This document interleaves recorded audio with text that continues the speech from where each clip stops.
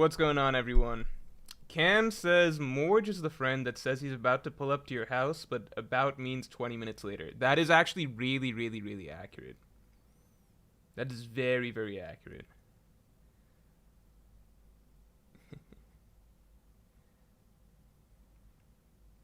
Professor Clover says insane how early he was. I agree.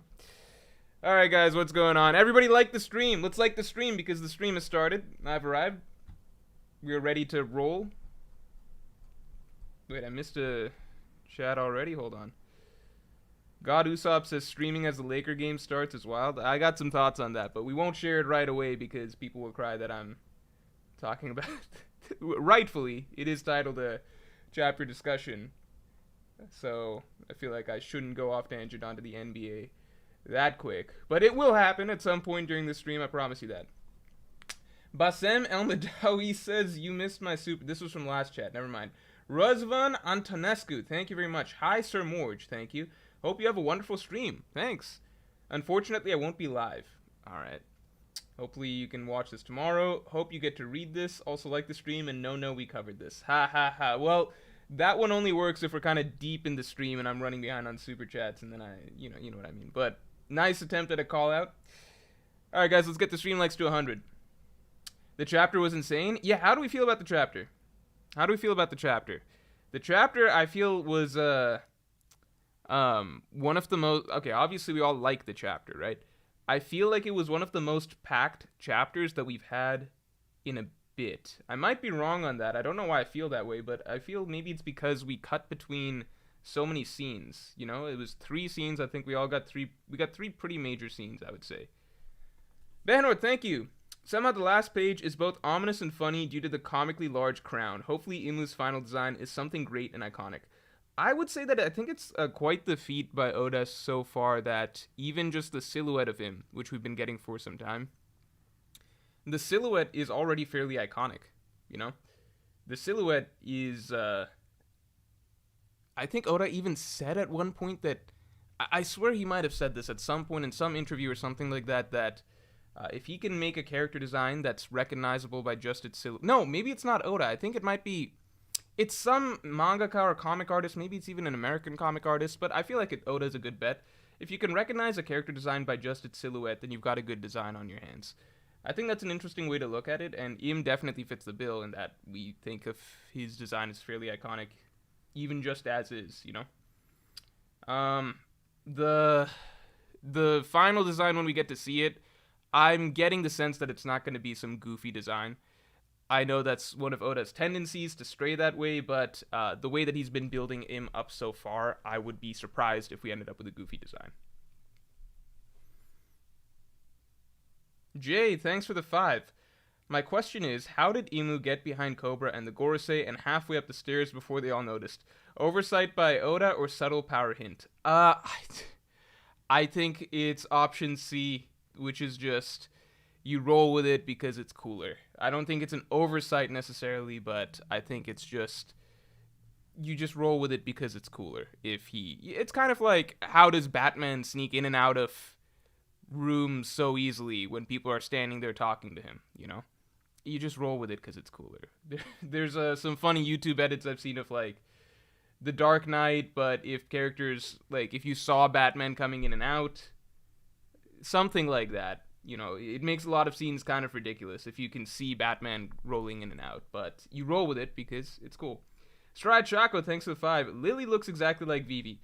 It was even said that Vivi looks exactly like her mom, so I think it's just a tendency of the Nefertari family from top to bottom throughout generations. Also, are you familiar with King Arthur and the Quest for the Holy Grail story? I'm familiar with Monty Python and the Holy Grail. King Arthur and the Holy Grail, I know the main beats of it. Galahad equals... Wait, no. I'm familiar with a lot of King Arthur's stories because I read, you know, one of those King Arthur books when I was younger. But the specific Quest for the Holy Grail, no, I'm not super familiar with that one. Galahad equals Luffy, Percival equals Shanks, Lancelot equals Dragon. I don't know about that. I don't know what the... I don't know the correlations there. But that's interesting. That's something to look into. Sleep Hut, thanks for the 5. Don't know if anyone said this yet, but Im's gonna be so thick to have that thump sound effect when she sit down. Okay, that's assuming... Okay. All right. Well, we know that Oda has turned into an ass man in recent years. That's been a trend, at least as of Egghead Island, right? He's finally grown up. He's an ass man now. But in terms of Im, I don't know if Im's a woman or not. I know some people are speculating that she might be, that I'm already saying she, that Im might be Lily.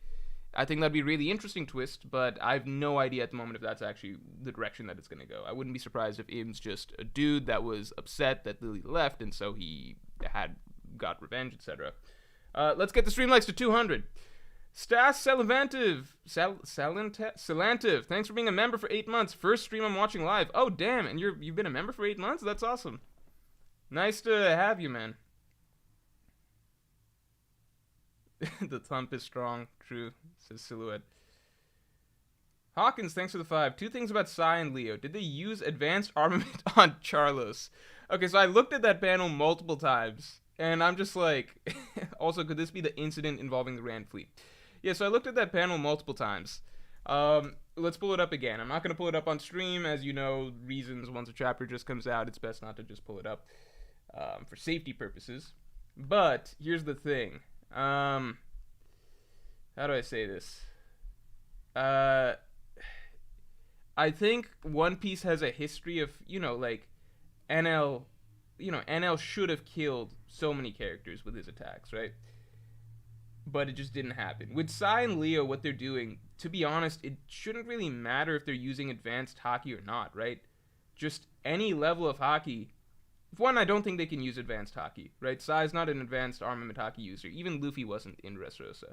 But it looks like they're using haki, or Sai's using haki. It looks like it. There's sparks and everything like that. At the end of the day, it shouldn't really matter, right? Because it's just, Charlos is so weak, and these guys are like even without haki, they're physically thousands of times stronger than normal humans, Even if you remove haki. Like, think back to pre-time skip Luffy. Past a certain point, like, pre-time skip Luffy's punch on Charlos should have killed him. Haki or no haki. Because pre-time skip Luffy, he could already, move buildings apart with his bare hands and punch through, his punches could cause earthquakes back in Alabasta. So at a certain point, it's it doesn't even matter, It already should be enough to kill somebody, so it's fuck, throw haki in there. Oda's not gonna kill him, so who cares? Could this be the incident involving the Grand Fleet? I've thought about that back and forth. I'm kind of I'm at the fence of, if it is this, then cool, that's okay. I'm surprised, though, if it is, simply because it's not really treading any new ground. Luffy has already punched a Celestial Dragon a while back. What would this change, It's just doing it. It's like, the analogy I would draw is Luffy already shot the world government flag in Enies Lobby and declared war at the world government. What does it really change if he goes and shoots the flag again? The action has already happened, Why would this prompt anything new? I mean, Luffy right now, at this moment in time, is in the process of he's in the process of basically kidnapping Vegapunk and upending world order, and they're having hundreds of thousands of ships sent at him. So it's how much does it change if some of his subordinates hit St. Charlos? However, the flip side is, could it have repercussions for, say, the Kingdom of Dressrosa or something, with Leo doing something like this, If that's the case, then that's more interesting, because that could draw world government fire towards one of Luffy's, I suppose, allied nations, and that could prompt Luffy to act, so we'll see where it goes. But Mjasgård says he's going to take responsibility. We just gotta wait and see. Professor Clover, thanks for being a Yonko tier member for 8 months, man. When's the movie Morj, Monty Python, and the Holy Grail analysis? That is one of my favorite comedy movies by far. I think my favorite comedy movie might actually be Life of Brian. It's either Life of Brian, Holy Grail, or Airplane. It's one of those 3. Those are, I guess, my trifecta of favorite comedy movies. Jinmo Re255, thanks for the 10. If Imu is Lily and looks like Vivi, it's gonna be weird to basically see Luffy punch Vivi through the red line endgame wall. Yeah, that's kind of why I'm leaning towards Im is not a woman, just because we know the way that Oda writes, he doesn't really have Luffy fight women. He doesn't have Luffy punch women much. It's just the way that Oda is. Call him old-fashioned. I think he is. But it's just the way that it's written, right? So that's the way that it's written. I have a hard time imagining Luffy's final attacks being beating up on someone that looks like Vivi. It's kind of crazy, but you never know. Mamadou Musa, thanks for being a Yonko team member for 8 months. This Charlos never give up. That's the disposition of a king. Hashtag Charlos. Yeah, Charlos he's very determined. He's very determined. It doesn't matter how many times he gets beat up. He's got that conqueror's haki. Thanks for being a Yonko tier member for 8 months, man. Jay, thanks for the 5. This is also the first chapter I've seen the Gorosei look like top tiers. They're just so huge and menacing. Pause. Nice pause. And those cloaks, copium. Dude, I don't know. One of the things that I really just... If the Gorosei are top tiers, then that's cool, but I just think that it's... expecting it is kind of based on nothing, because Oda's really never tried to do anything to suggest that, you know, these guys can fight. Like, he's given one of them a sword, but he's really never portrayed them as anything more than narrators of the political sphere. You know, in terms of what they're actually doing, and how other characters treat them also matters, in my opinion. They're never treated as strong figures by the people that they interact with, either. But let's see. I wouldn't be upset if... I think it'd be cool if the Gorosei are strong. It's just not something I'm putting in my, you know, final matchups list or whatever.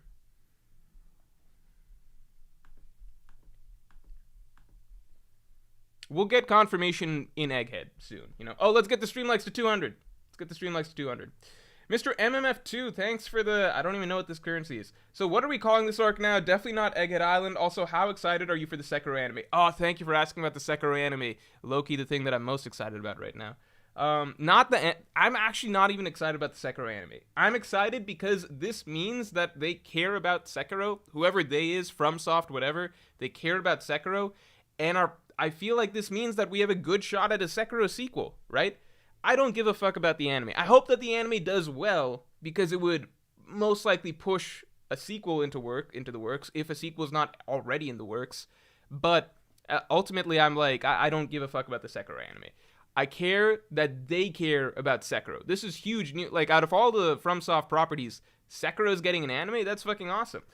I think Sekiro is the one that's most fit to get an anime, simply because it's the easiest one to adapt. I think that a Dark Souls anime or something like that would be infinitely more interesting, simply because the lore, the story, the setting, all of that stuff, it's so much more abstract, so much more grand, so much more mysterious than Sekiro. But Sekiro is a more straightforward story to adapt. And, you know, it's like, it takes place in Japan and shit. It just lends itself to an anime really well. But all I care about is if Sekiro gets a sequel. I don't give a shit about the Sekiro anime. I will probably watch it, but, you know. Sekiro has a special place in my heart no matter what, simply because I hadn't played a single-player video game, in fucking years. And I was like, that's just not me. That's a waste of time, etc. I finally picked up one just because I was like, I need something to de-stress or whatever. I picked up Sekiro because people said it's the best action-adventure sword-fighting game out there. That's a single-player game. And that was a great decision. So it's got a special place in my heart because I feel like that rebirthed me feeling like, oh, let me pick up a video game every now and then in general. So it feels like my first video game, even though it really isn't. First single-player video game, even though it really isn't. Because I played Zelda games growing up. Kind of. Anyway, what are we calling the arc? First part of your question. Sorry, you distracted me with Sekiro. I'm still excited about Sekiro. What are we calling the arc? I think it's still Egghead Island, man. Just the same way that, Wano and the Reverie... I think it's still Egghead Island. I think we still call it Egghead Island. I feel like this is going to be the norm for One Piece going forward. That we're going to be there's going to be a lot of cutting between different parts of the world in the middle of a given arc. So how you evaluate a given arc is going to depend on more than just what's going on in the story of the main island that we're focusing on. I think that that's going to be the norm. I get the feeling that that's it. Let's get the stream likes to 300. Javon Johnson, thanks for the 5. It's the best time to be a One Piece fan. Chapter after chapter has been great since the final saga. Yeah, it is a very, very, very good... I think that this is the most most consistently exciting that One Piece chapters have been that I can personally recall in the last since the Marineford saga. The most consistently exciting One Piece chapters have been. I'm not saying this is the best arc, since I still personally feel like Whole Cake Island is the best story arc overall since the time skip. I know that might be controversial. That's just what I think.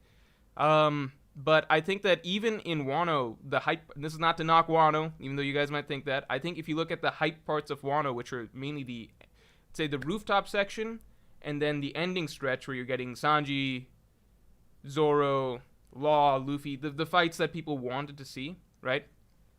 I think those are exciting, but even there, we're getting, I think, a good deal of pauses and everything like that in between. I might be wrong on that. I might have to go back and check. That might be an incorrect take. But, yeah, I think even there, we're getting some pauses and stuff in between. This is kind of non-stop cutting in. I mean, what have we had in the last stretch? We had Shanks taking out Kid, the York reveal and all of that stuff, and the Gorosei pulling up with Kizaru. Then we had Aokiji, we had Garp, we had Blackbeard and Law, we had Cross Guild. Now we're getting Sabo, Dragon, Revolutionaries. It's just a lot. It's a lot. Sampat Sakesh Revolprati. Thanks for being a Yonko tier member for 6 months, man. Hey, Morj, need to address Dragon Slander. It is plausible that Sabo, a revolutionary, killed Cobra, a king. Switch Wapple for Cobra in the news and think. Yeah, but Dragon knows that, Cobra is a good man, right? So, ultimately, in One Piece, we generally expect good characters to be able to discern who should or shouldn't be killed, you know? It's kind of like, if Sabo went and killed Mjosgård, we would look at him differently than him killing Charlos. And I think it's one of those things where in One Piece, characters generally wear their personality on their sleeve. You know, it's a world where characters just wear their personality on their sleeve.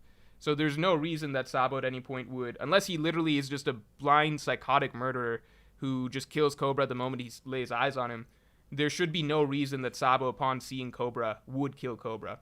And I think that the simple proof of that is, like, Sabo's gonna run into Vivi soon. You think that Sabo's just gonna kill Vivi on the spot because she's a noble? No, I think that pretty quickly Sabo would be able to tell that Vivi's a good person. Basically, if Dragon literally thinks that Sabo killed Cobra, then that means that Dragon thinks that Sabo has zero ability to discern good people from bad people, and he basically just labels people how he wants to label people, and will just kill anyone without a second thought if they land in the rank of nobility, which is a psychotic person. That basically means his opinion of Sabo is just a trash human being. G4162, thanks for the 10. Considering Imu is the ultimate roadblock for Luffy's dream, Dragon's dream, and the Freedom of all pirates, on a scale of 1 to 10, how disappointing would it be for them to be powerless? I think if you asked me back in chapter 900 when Im was first being introduced, I wouldn't think that would be just disappointing at all, because at that point in time, we were all under the impression that Im is we were all like Im was just so out of the blue, and we were already on the track that it seemed like Blackbeard's going to be the final villain, or maybe a Kaino or something. It already felt like we've got a solid roster of endgame villains. It's not like it felt like there was a hole that needed to be filled. So when Im was introduced, it was like, okay, cool, so the world government has a boss, like a boss. That's interesting, but I think not too many people at that time, or I would say not everybody at that time was on the train of, okay, Im's really got to be very, very powerful. I think some people thought that, some people were iffy about it. I think the further that we've gone in the story, and since that point in time, the more and more that it's been emphasized over and over that this really, really, really, really is about taking down the world government, bringing the dawn of the world, bringing the will of D to fruition, all of that stuff, and all of it really has to come down to something to do with the problem that is there at the core of the world. I think nowadays, that I would be inclined to say that Im being weak, especially with the aura that's being given to Im, would be odd. Because if Im's just like a spandom figure, it's like, why make him or her, so menacing and so intimidating? Let's get the stream likes to 300. Manny Corral, thanks for the 5. Charlos will take full power Ashura. Bajrangan Hawk Gatling. Bagua, Ifrit Jambe, Demon Brickfist, and a Divine Departure, and live.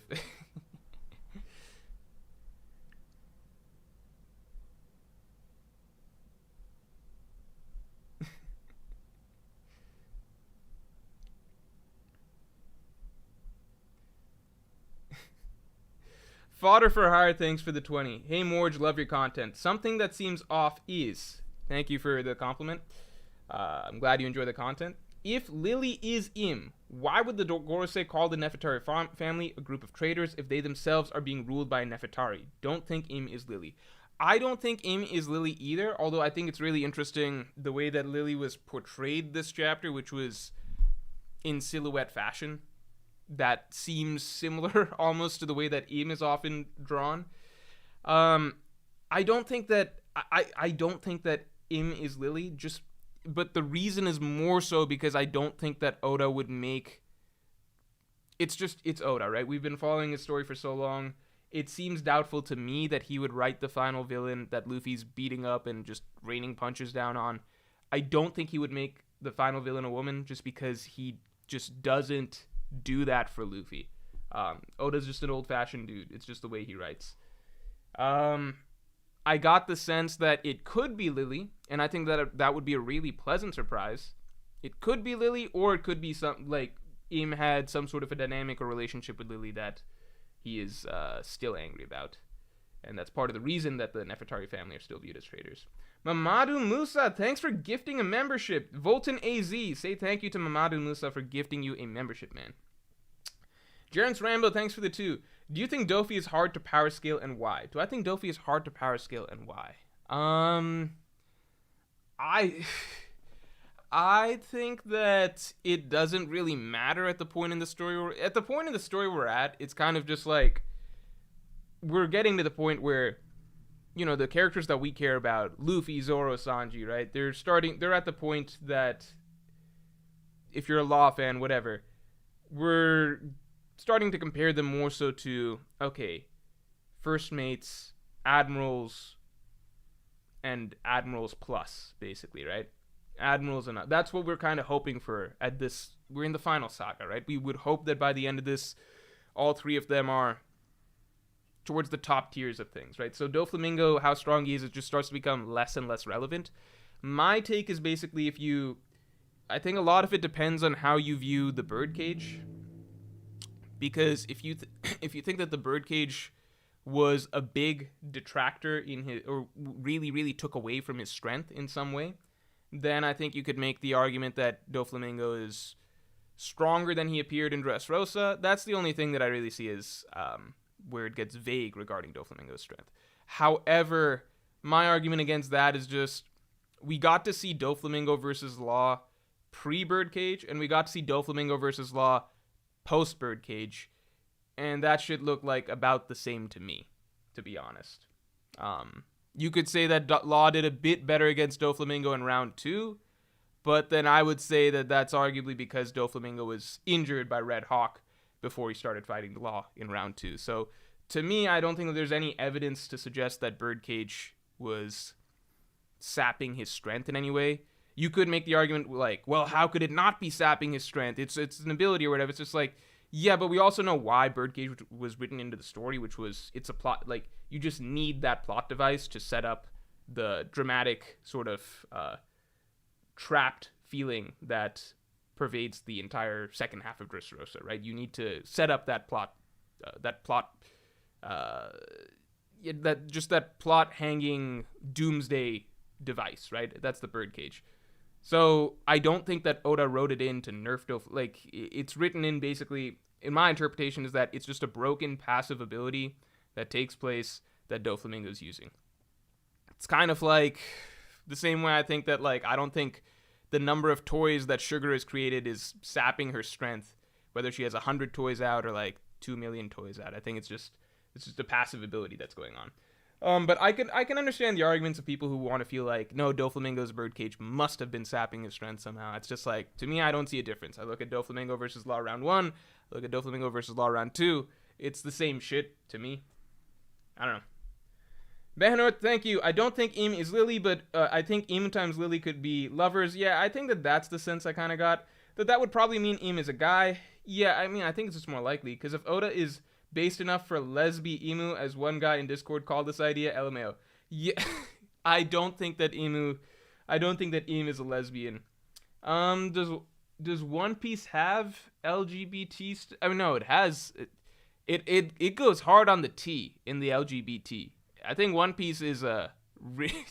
I mean, there's an entire level in it. There's an entire island out there for the T, right? So One Piece is hard on the T. Does it have any canonical guy or girl ships? I'm pretty sure no. Hawkeye Fighter, thank you. And I doubt that Oda would pull that out for the final character of the story. Morj, thoughts on Kid joining Cross Guild or Blackbeard's crew? He can give head start to One Piece race and take revenge Shanks through Mihawk or Blackbeard. I would hate to see Kid as just resigning himself to be a subordinate to Cross Guild at this point in time. If he were to join the Blackbeard Pirates, I think that's at least cool in that that's like a dark, that's that dark, edgy phase that I guess Kid could go through as a character when he's lost everything. Maybe he turns to the dark side or whatever. But Cross Guild's just this gang, this circus gang, man. Just throwing Kid in there is kind of weird. And I think it also really complicates the power dynamic there, too. Like, in terms of who's the head honcho. Because Kid would want to be the head honcho, but Crocodile and Mihawk would not let him. And then Buggy's already the face. It's complicated. Named. Thank you for gifting memberships again and again. Yet again. Thank you. Guys, you got to say thank you. 900 say thank you to named. Amartya Sinha say thank you to named. A real human being. Seems suspicious. Say thank you to named. And Dan say thank you to named. Oh, and Mandy Moon say thank you to named.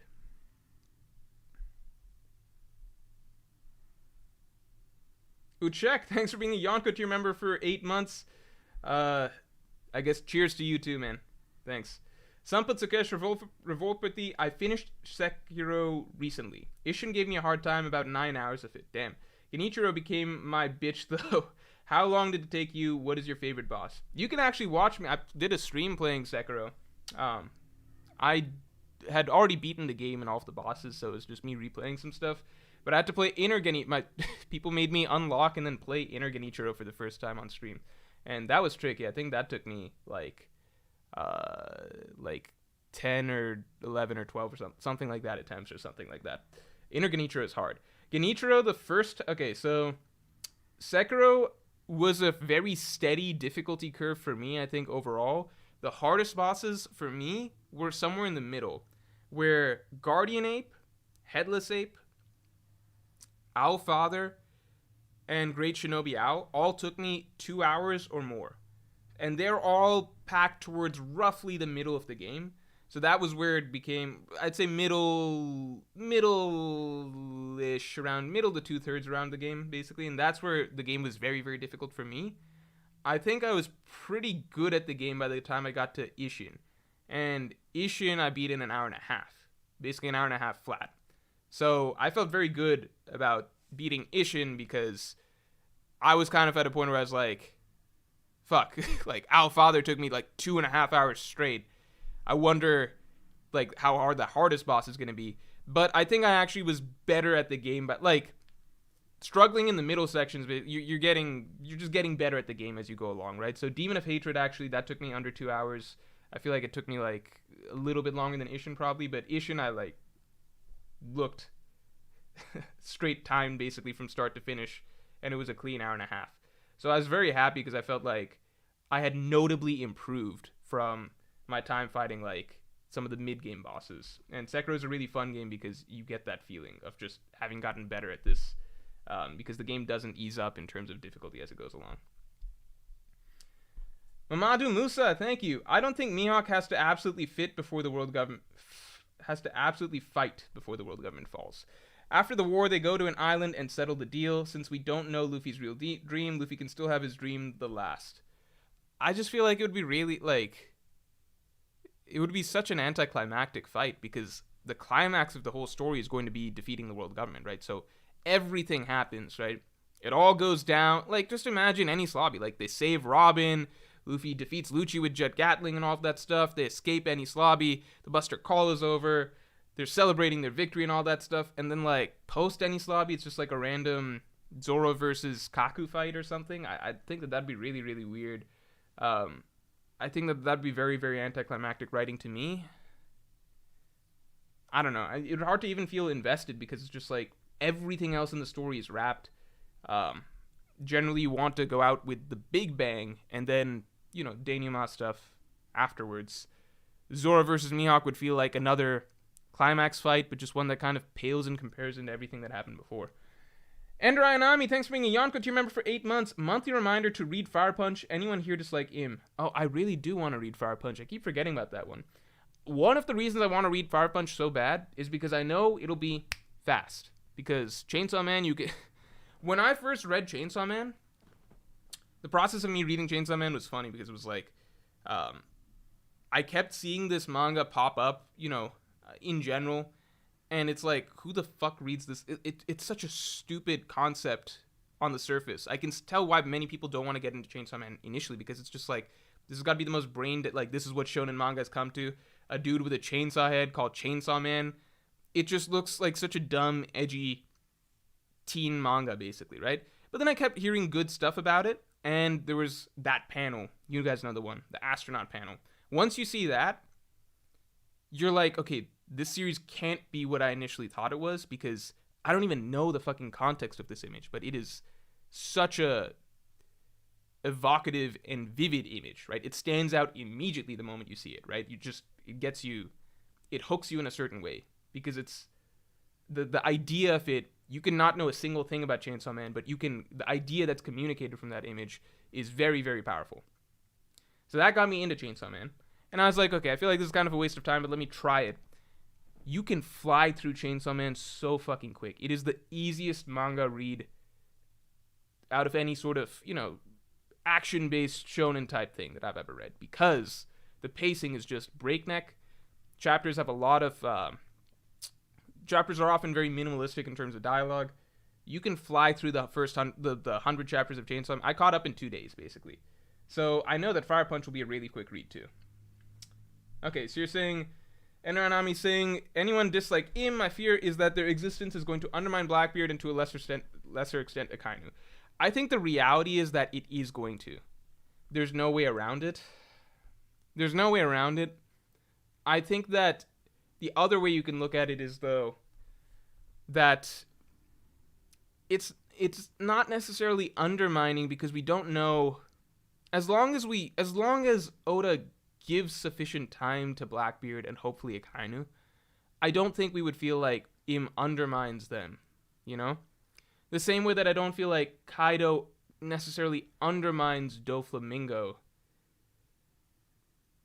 As long as we get a solid storyline dedicated to these guys, and it feels like they make their impact on the story, and we get the maximum character drama that we can get out of them, I think that Im and having a clean final villain to the world government at the end of the day, what it adds to the story is arguably greater than, any sense of Blackbeard no longer being the main villain of the story. But I get the sense, I get why people could feel that.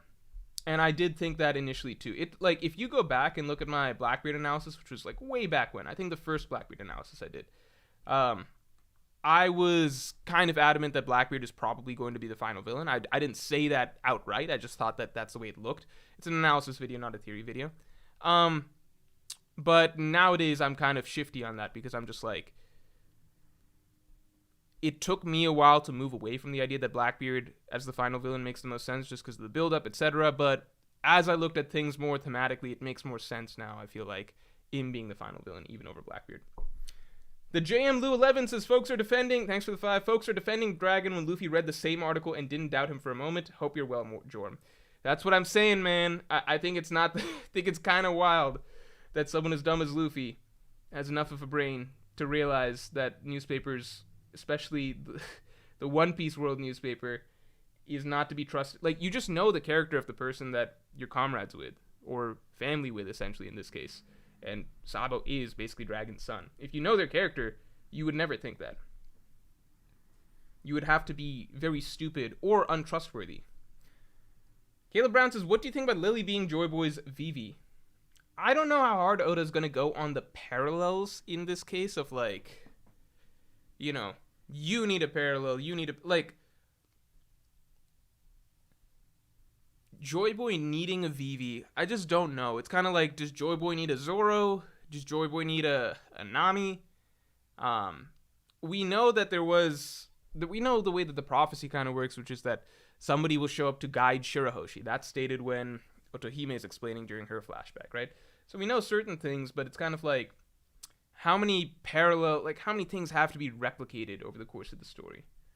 I don't know if you're talking about in terms of destiny or in terms of just symbolically. Sampat Sakesh Revolpity, thanks very much. Dragon's on the fence because there's a chance legit Sabo killed Cobra. He doesn't have the viewer's context. He could think Sabo discovered Cobra as evil. Okay. I like, sure, but if you have to look back at his reaction, and his reaction is really angry. So it's not a reaction of like, oh, Sabo might have discovered that Cobra's evil and then rightfully killed him. It's literally like, Cobra's a good dude. If Sabo did this, then Sabo's just a shitty person. If you go back and read his reaction, that's what it is. I think a lot of people didn't go back and read Sabo's initial newspaper reaction. They're looking at his current one, and the current one is like, oh, we wanted to believe you, Sabo. No. Go back and look at the first one. Look at how he actually reacted and what he said when he first read in the newspaper. It's kind of absurd. It's basically just like, if Sabo did this, and all he saw was a newspaper showing a photo showing that Sabo was around when Cobra died. And that's all it took for him to basically lose all faith that his chief of staff is a trustworthy person that he could choose to lead this mission, right? He was just like, Sabo might have just killed a really, really good man, and if he did this, then Sabo's a shitty person. I'm going to be really pissed at him. That was his reaction. Go back and look at his first reaction. It is not that he thought that Sabo discovered Cobra's evil, because in that case, he'd be like, well, we got to give Sabo a pat on the back. Gustavo, thanks for the 2. Im is Panda Man, lol. He's everywhere. Rosie, thanks for the 10. I think the title, Attempted Murder for Celestial Dragon, could also mean the world government tried to kill Lily. Oh, that's an interesting idea. Maybe double meaning title. Oda does that quite a bit. Maybe via sending her into the calm belt, but she washed ashore Amazon Lily and founded it. Yeah, can someone explain this shit to me? Why are there so many theories that that Lily founded Amazon Lily? I saw that going around a bunch. I'm just like, are people just throwing this around? What is this based on? Bunfagum asked Morj, what a nice poster. Where could we buy it? Guys, I promise Bunfagum is not a plant, alright? If you want this poster, I'm going to pin it right now. Thanks for asking. I'm going to pin this poster. This poster's been up for too long. There should be a new one at this point. But if people want this poster, you can just get it from the Morj store.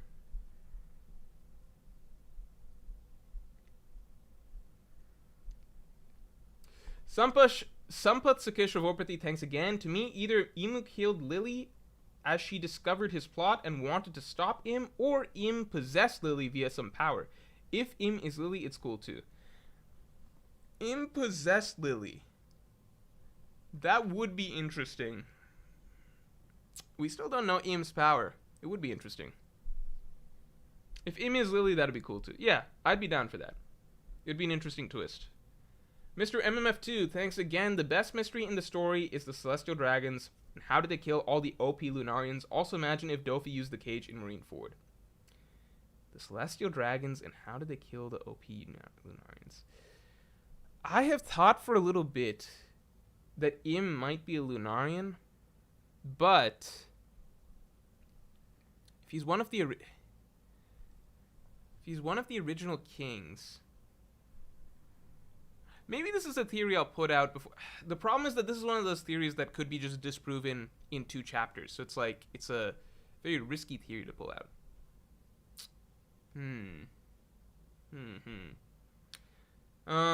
Yeah, how did they kill all the OP Lunarians? I mean, the Straw Hats were top tier. I mean, Luffy is top tier at this point, or at least his Advanced Conquerors Haki. They're struggling. Let's hope that they have not used Advanced Conquerors Haki yet, because otherwise there's little to no explanation of how they would have defeated Lunarians all the way back in the day. Will Jack, thanks for the 10. Do you think King Cobra tricked the world government into lying by telling them he has the letter from Lily? Basically telling them that he knows they're lying. Oh, so there was no letter. It'd be an interesting attempt to call a bluff, but I don't know. That's an interesting idea, but I get the sense that it's a real letter. Joe Mama asked Morj, what ending did you do your first run? The first run I unlocked everything. So not everything. I couldn't do the Shura ending, obviously, but I wanted to do. I knew that Sekiro has multiple endings. I wanted to do the best ending, if that makes sense. So I looked at the routes for all the endings. I went with the one that I did all of the required stuff basically for the, what is it called, the Dragon's Return, the Homecoming. I think that's what it's called. So it's called one of those two things, right? It's not the it's the good ending, right? Where it's the good ending where Sekiro's like, I'm gonna head west or whatever at the end of it. But I also unlocked the stuff. Like I did Hirata Estate round 2 just to fight Allfather and all of that stuff anyway. So I did all of the required things for the basically I did all the required things for 3 of the 4 endings, if that makes sense. Talha, thanks for the 279 game recommendations: Breath of the Wild, Skyrim, Tears of the Kingdom, God of War, Witcher. Dude, you'd be surprised. Those are all games that I genuinely want to try at the, like, those are those are basically the list of games that I think that me, after doing my own research, basically I'm like, yeah, I want to try those some point this year, probably when I have more free time, or next year or something like that. I actually have a pretty big question, which is, I haven't played. I also want to play Elden Ring, obviously. I want to play Bloodborne, but I don't have a PlayStation, and I'm not going to buy a PlayStation just for that. Hopefully Bloodborne gets released or something on PC. There's several games that I want to play. I really would love to be playing Tears of the Kingdom right now. But I think holding off is good, just because time-wise I think that playing a video game right now would suck up a bunch of my free time. And I'm trying to be fairly productive for the next several months. I have certain plans for this year, let's say. But I have a big question, if people could answer it for me. Breath of the Wild and Tears of the Kingdom. Is it true that if I've not played Breath of the Wild, I could just play Tears of the Kingdom instead, and I wouldn't be missing anything? Because what I've heard is that Tears of the Kingdom is just everything from Breath of the Wild, but better. More exploration, more blah blah blah. Yeah, more exploration, better NPC, side quests, blah blah blah blah blah, all of that other shit. Better stuff, like more fun stuff to do and playground experiment with the building shit and stuff like that. But then also dungeons, and then also better story, and then also better bosses and all of that shit. Is it true? Can someone confirm that for me? Because Breath of the Wild's a fucking long game, right? So if I'm sitting down at some point this year or something, I'm like, okay, let me catch up on these Zelda games. Do I put in like 100 hours or whatever playing Breath of the Wild and then go into Tears of the Kingdom and dump 100 hours into that? That seems like a lot, you know? Do I want to do that? Like, can I just skip to Tears of the Kingdom is what I'm asking. Like, how much of an experience am I missing if I skip Breath of the Wild and go to Tears of the Kingdom? I'm going to check what chat's saying real quick. Let me see. Swarna says Elden Ring greater than Breath of the Wild, Tears of the Kingdom. I'll talk about that in a second. Yeah, just start with Tears of the Kingdom. Pretty much. Yeah. Okay, then I'll just skip to Tears of the Kingdom, man. Wait, Xenophane says more just like Chainsaw Man Part 2 and 1. You can read Part 2, but it's better to start at Part 1. That's a terrible analogy to try and sell me on on skipping to Tears of the Kingdom. I would never recommend anyone to read Chainsaw Man Part 2 without reading Chainsaw Man Part 1. Are you fucking insane? It's fine to skip Breath of the Wild? Okay, cool. If all I need is like a story recap or something, I can get that on YouTube. I actually, what am I talking about? I know the story of Breath of the Wild. Like, I've looked that shit up a long while back. Maybe some of the details I don't know, but I know the general story of Breath of the Wild and everything. And as for like comparing, you know, Elden Ring versus Tears of the Kingdom and stuff like that, I haven't played either of the games, so I'm not going to compare or anything like that. I have a feeling, personally, where I'm at right now, and what I know of the games, I think I would enjoy Elden Ring more. But that's just a personal preference thing at this point. Yeah. I think I've just been sold on the FromSoft games pretty hard between the 3 games that I've played this year. Sekiro, Dark Souls 3. I've just been pretty hard sold on FromSoft. And I loved Zelda. Like, I still love Zelda. Like, Zelda was, I think I've stressed this many times, the only single player games I played really before this stuff this year were Zelda games. So I have strong nostalgia for Zelda. Maybe if I get into Tears of the Kingdom, I'm just like, fuck, I forgot how good this is. And I know that it's a totally new style of Zelda, not like anything I've experienced before. So maybe I prefer that. Who knows? But my gut instinct is probably I think Elden Ring is probably going to enjoy it more, but who knows?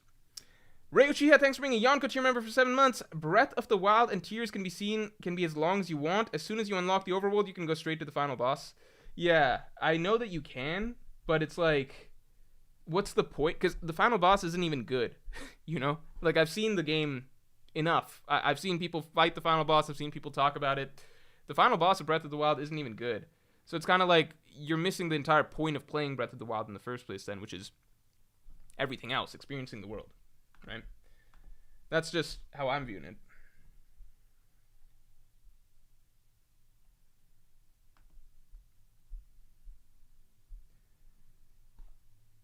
Okay, Muzi Lin S says, what do you look forward to? Thanks for the 5. What do you look forward to from Dragon meeting Luffy, assuming he isn't an emu victim?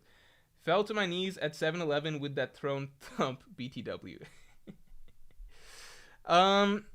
With Dragon meeting Luffy, I think what's really cool about that is that I feel like with Luffy meeting Shanks, I think we can fan fiction headcanon some stuff. It's not headcanon, right? It's more fan fiction. We can make some guesses as to what a reunion with them would look like, right? There's a few options of like, maybe it's really heartwarming reunion with a lot of smiles. Maybe they just walk up to each other and clash and split the sky or something like that. We can take some stabs at how their reunion would look like, I think. Maybe Oda completely surprises us, but I think we can imagine some stuff that seems somewhat likely. Now, with Luffy meeting Dragon, that's really interesting to me because I feel like that has to happen in some sort of, like, the context in which that can happen. Technically, Luffy met Dragon at Loketown. He met Dragon before he reunited with Shanks, right? But I feel like the context of Luffy meeting Dragon might not be a straightforward one. Like, it might be in some sort of, kind of like it was in the midst of a big storm and battle with Smoker and everything like that Luffy first met Dragon kind of at Loketown. I wonder if it's in some sort of big conflict that Luffy and Dragon run into each other. Just because I have a hard time imagining, like, them just meeting in a calm setting, you know? I feel like it will come pretty late in the story. MPA Slick, thanks for being a Yonko tier member for 7 months. Senor Morjan Freeman, I've played every Soulsborne. I honestly think you wouldn't enjoy Elden Ring. Open world doesn't mix well with that style of game. Okay, so I don't know, and I don't want to linger on this too much. We'll talk about One Piece still, mainly, alright? But just because you're bringing that up, one of the things that I loved the most about Dark Souls was that I could run around quite a bit. And everything was really well interconnected, all of that stuff. And Dark Souls 3, one of the things I really wished for is that I could just roam around a bit more, right? I do like when you're dropped in a setting, like a new area in Dark Souls, whatever, like Dark Souls 3, like let's say you're dropped in Archdragon Peak or the Ringed City or something like that. I enjoy the process of traveling around and, finding nooks and crannies and stuff. I used to think that I wouldn't want an open world game because I wanted a more just straightforward, clean experience of just like getting through levels. But now I'm like, well, maybe I would enjoy a more open environment. I don't know. I think I'll have to wait and see. But I could imagine why it doesn't mix well with that style of game. I definitely could. But I did find myself in Dark Souls 3 being like, man, I wish I could travel around more in the Ringed City. I wish that there was more to see. Reflexy, thanks for being a member for 3 months. Played Breath of the Wild years ago, best gaming experience yet. Yeah, a lot of people have said that. A lot of people say it's the best game of all time. I got no horse in the race, They're all good, like, as long as they're good games, they're good games. I'm happy about it. I'm excited to play them,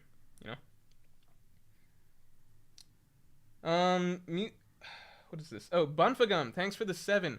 What are the main themes that Oda will explore in the final saga? For the Marineford saga, we knew the main themes from Sabaody. What about in Egghead?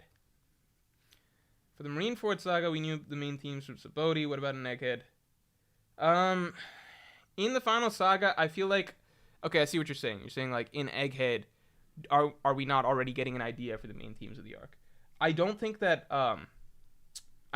necessarily that Saboti through Marineford, how interconnected that storyline was, I don't think that's necessarily going to be the same as the final saga.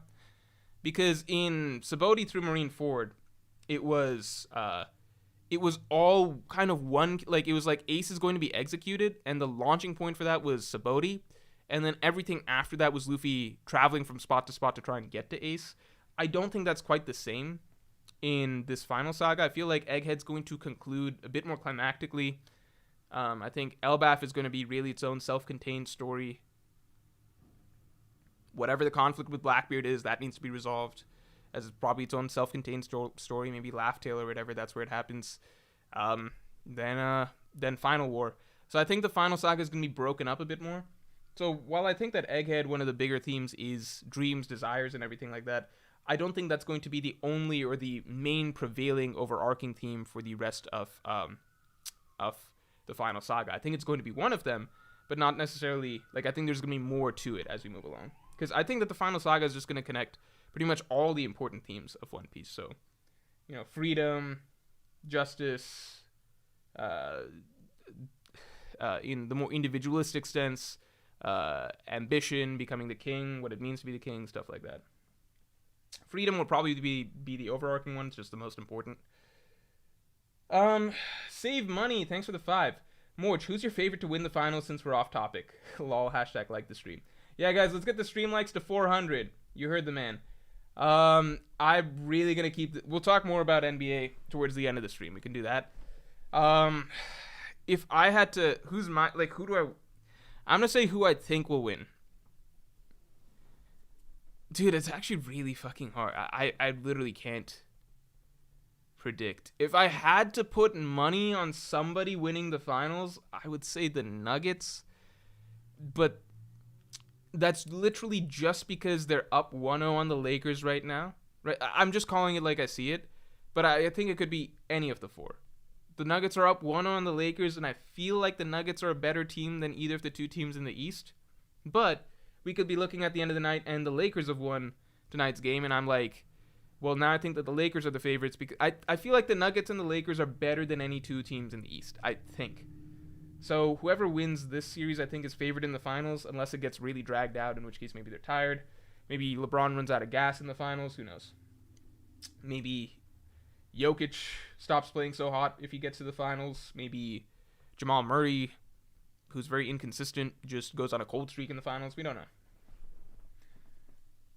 Smike the Melts, thanks for the 2. Would you play Marvel Avengers video game? No. Candy is good. Gaming channel.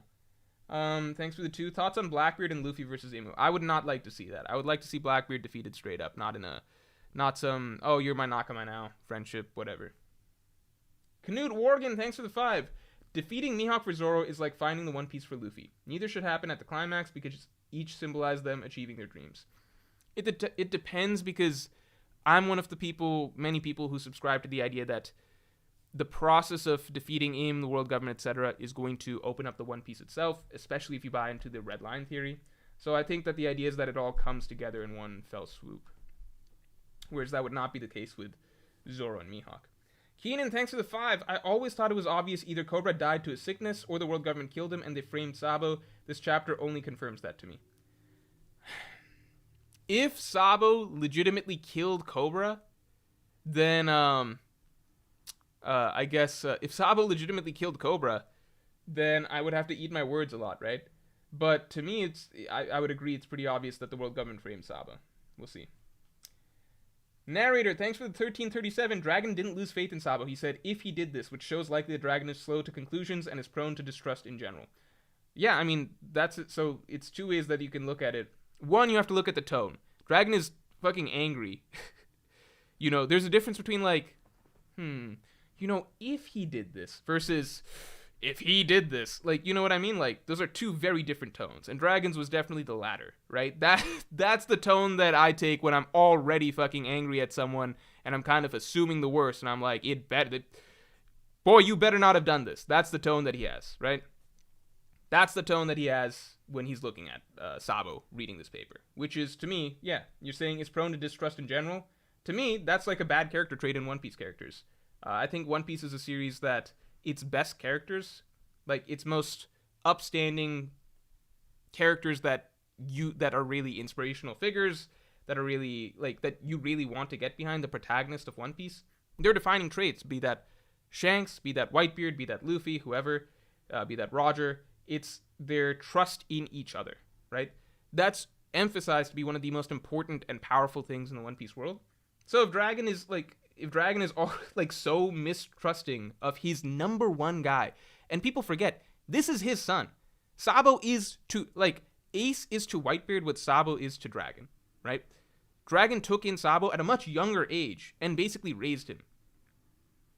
If Dragon's already, like, come on now. If Dragon's already like this, at the slight, like, oh my god, the bad guy's newspaper said that Sabo did something bad. Fuck, that's Sabo. What a piece of shit. He'd better not have done this. If that's his attitude.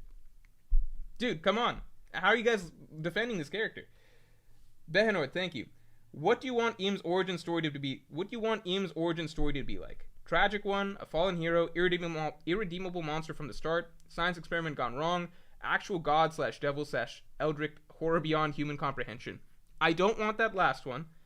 I get if it's not so much what I want, I feel like it is likely that Im is going to be more along the lines of Doflamingo, where he's not that sympathetic a character. Maybe there's some aspects to his story that can make you understand why he went down the path he did. But if we're looking at the final lineup of villains, you've got like Blackbeard, who's already cut out to seem like, at the end of the day, a fairly sympathetic character. I think Akainu could even, with a sort of backstory, something like that, be spun as a sympathetic character. I get the sense that Im, who is responsible, like, you have to keep in mind, Im is responsible for the suffering of the entire world for the last 800 years. 800 years, right? Everything that the world government has done wrong for the last 800 years is his fault. The Lucia Kingdom is gone because of him. I think that this is one character that for it to feel extremely satisfying to see defeated at the finale of One Piece, I think the less empathy that we have for him, the better. Zex545 says, hey Morj, what are your biggest One Piece hot takes? I mean, I guess at the moment it's that Dragon's kind of shitty. Beshoy Yusuf, thanks for the 5. Morj, stop playing video games and watching NBA and get that Wano vid out. That's fair. Love your content, BTW. You Civ? Who's Civ? You Civ? Is it supposed to be Sin? Like Sensei? J.D. Garcia and Racist Brago are my favorites. Racist Brago? Nerve AMV Maker, thanks for the 5. Given that Ryuma lived in the Void Century, I'd say there's a chance he was Joy Boy Zoro. Wasn't it later than that? I might be wrong on my timeline with Ryuma.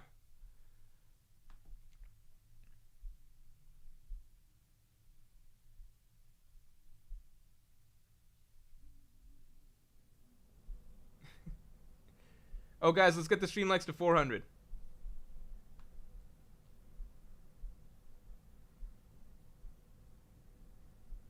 Okay, hold on. Okay, now I'm caught up. Hawkeye Fighter says, Dragon worried Cobra dead, not Sabo killed Cobra news. Cobra good, Celestial Dragon descendant, Dragon might have planned for him. RA lost military help from Alabasta. This is one of those supers that's like, you know, it's kind of like the way that they did telegrams back in the day or whatever. Are they even called telegrams? You know, that shit where it's like, we can only type in like 4 letters, or like, you can't have any, you kind of just got to go all nouns and verbs, basically, you know? Dragon worried, Cobra dead. Not Sabo killed, Dragon news. Cobra good, Celestial Dragon descendant. No, I mean, if you go back and read the chapter, right? How did this all just become about Dragon? If you go back and read the chapter where Dragon first reads the news, Dragon is angry at Sabo. You're saying Dragon might have a plan for him? Maybe. But it seems like he's angry at Sabo for what Sabo did, rather than some plan. But maybe. Revolutionary Army lost military help from Alabasta. Maybe. These are all possibilities.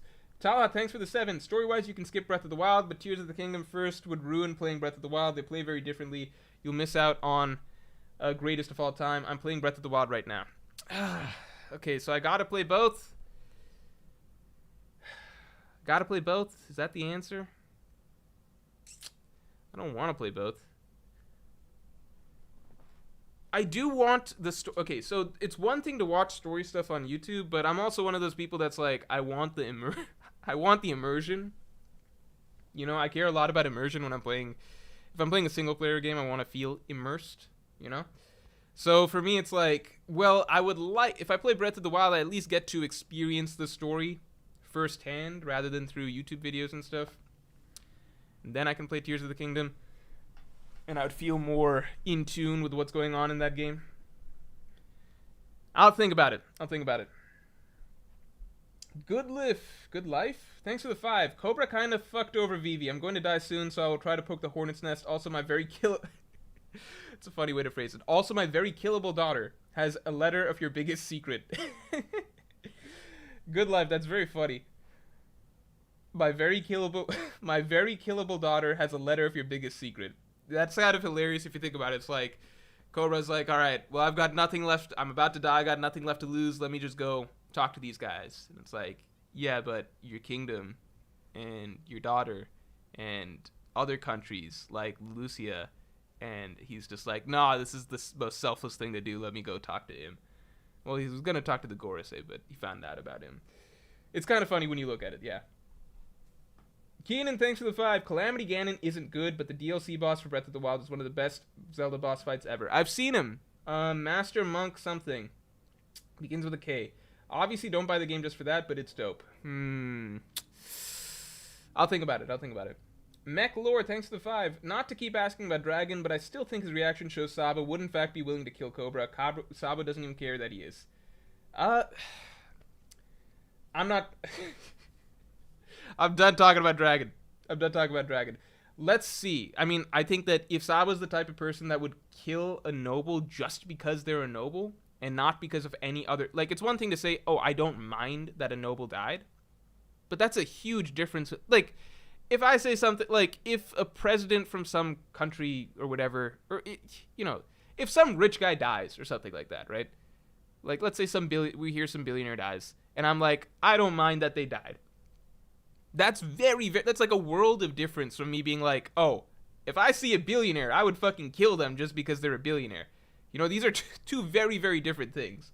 So I think people are taking that and spinning it as like, oh, well, this is a sign that Dragon knows Sabo's psychopathic. No, those are like, imagine put it in your own terms, right? These are two very, very different things. It's one thing to be like, okay, if I hear like some multi-billionaire dies, I don't think that's I wouldn't shed a tear necessarily. That's totally different from being like, fuck yeah, I would just kill him if I saw him on sight. Who cares what type of a person they are? Like, just the excuses that people are coming up with are bizarre to me.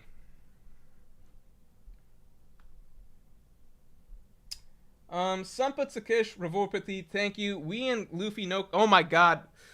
So it's not like Dragon and Cobra are buddy-buddy. We and Luffy know Cobra's good. It's not like Dragon and Cobra are buddy-buddy. To him, Cobra's just some goodish king. Dragon didn't believe news blindly too and wanted to confirm instead of accusing. I'm just saying his reaction, all I'll say is his reaction initially was very, very angry, and it seemed like he was already pissed off about Sabo and was more like Sabo better have a good reason rather than the rational sort of, okay, Sabo probably didn't do this, but let's hear it out from him, you know? His reaction seemed very much to be the tone of already being very accusatory towards Sabo.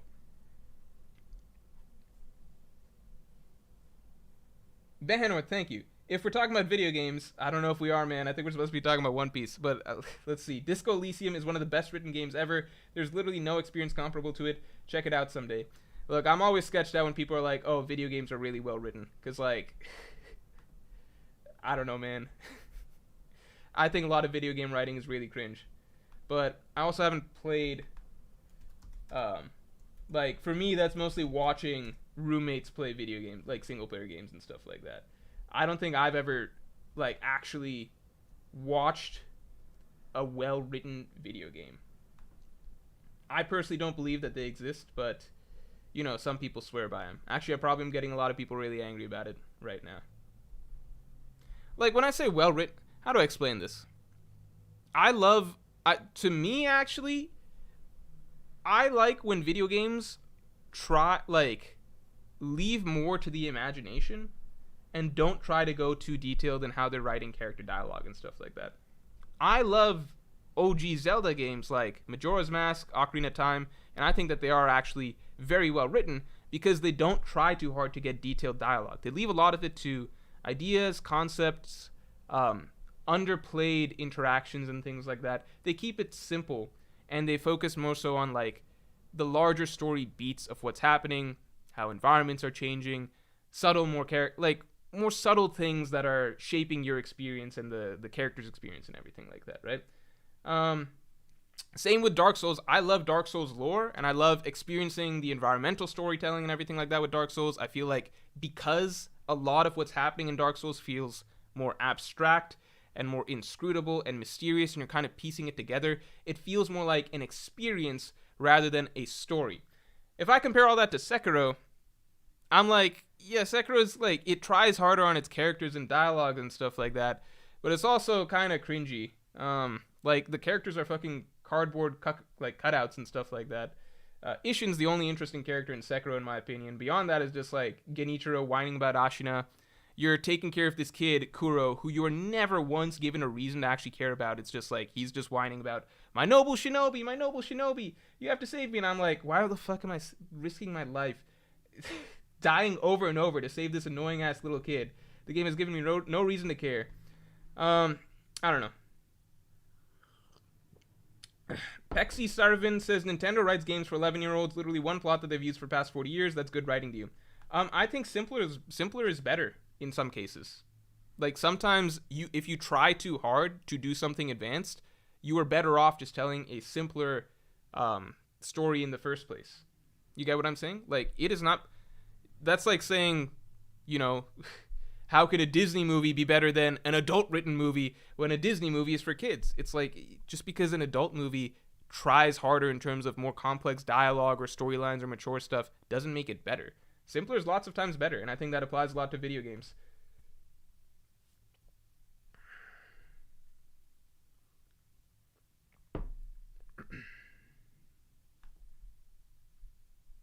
But I haven't played Disco Elysium. I haven't played games like, what, people say Last of Us is really well written or whatever. Made a whole TV show out of it that I hear is really good. I haven't played a lot of games. So, you know, maybe my take is wrong. I don't know. It's just my experience from having seen third person other people play single player games. I'm like, this is stupid. Where to, man? Thanks for the 11. I agree everything must happen before the world government is defeated. That's why the Strats are for sure going to space. How else is Nami going to realize her dream if we're so close to the end? Love the vids. Yeah, I think that the world government being defeated has to just be the end of the story, man. I think that's the way it ends. JFW says, Morj, I've played 3 video games. Also, Morj, video games don't have good writing. I've watched video games we played and stuff like that, though. I've seen it. I lived in a, what do you call it? I mean, I shared an apartment with 3 other people for a while. Like, I've watched video games we played.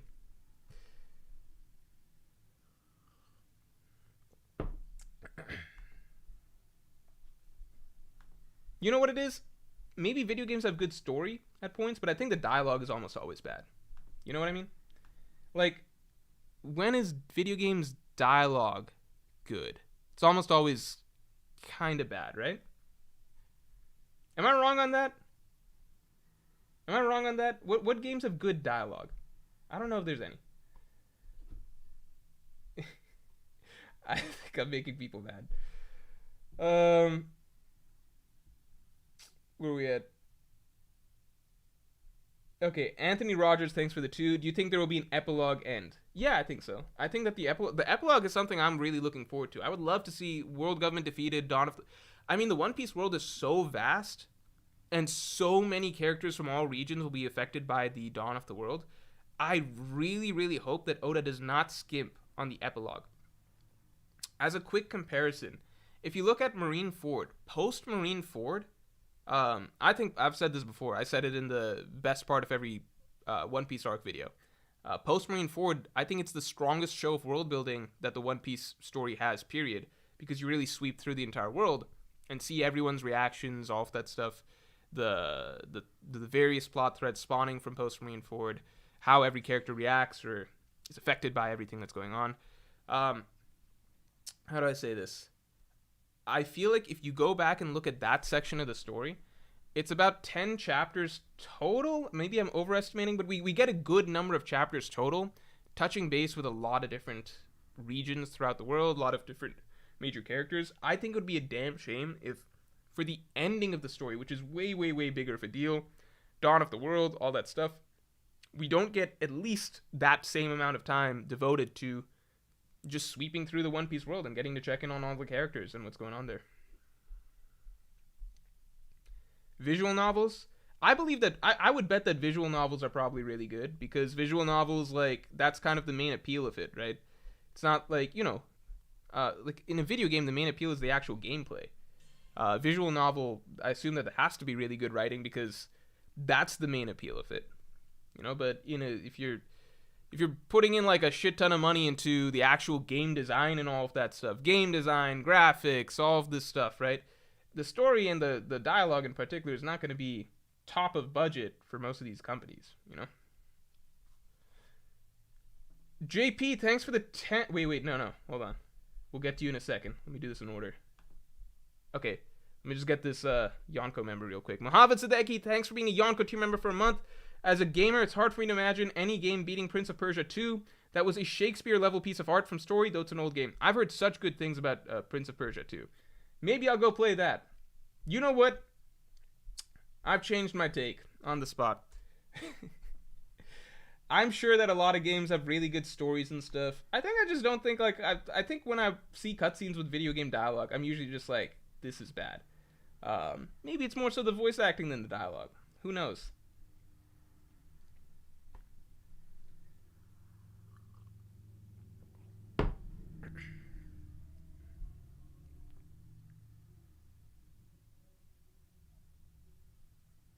Isaiah Davis, thanks for the 10. Toki and Lily are the same person.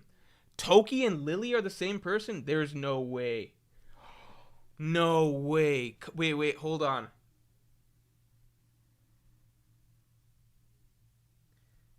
Toki has blue hair.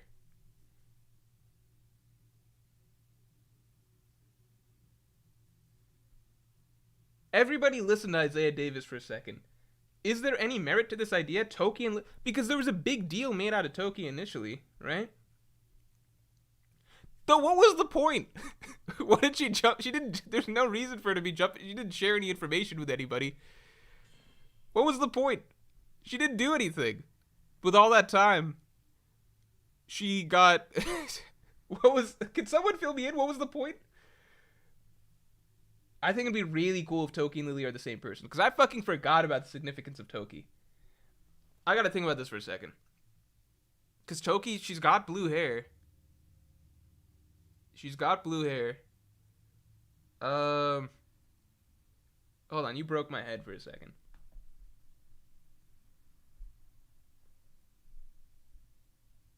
Even if it's not correct, it's, is it not the right hair?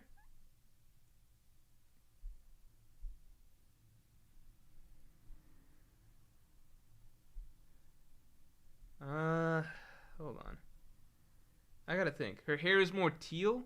Does that matter that much? Green hair?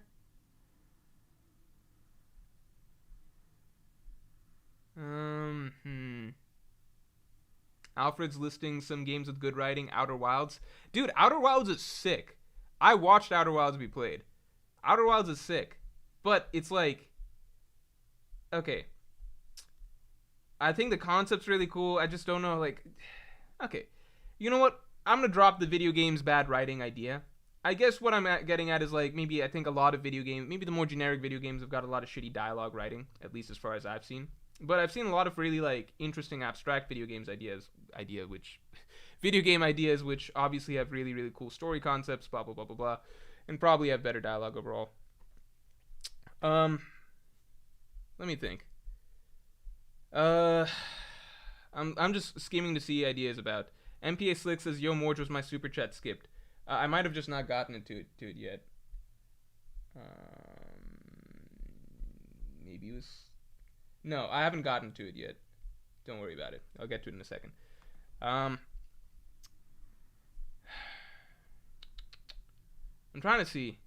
Okay, the main thing people are talking about is the hair color is wrong. My other question is, like, what was the significance?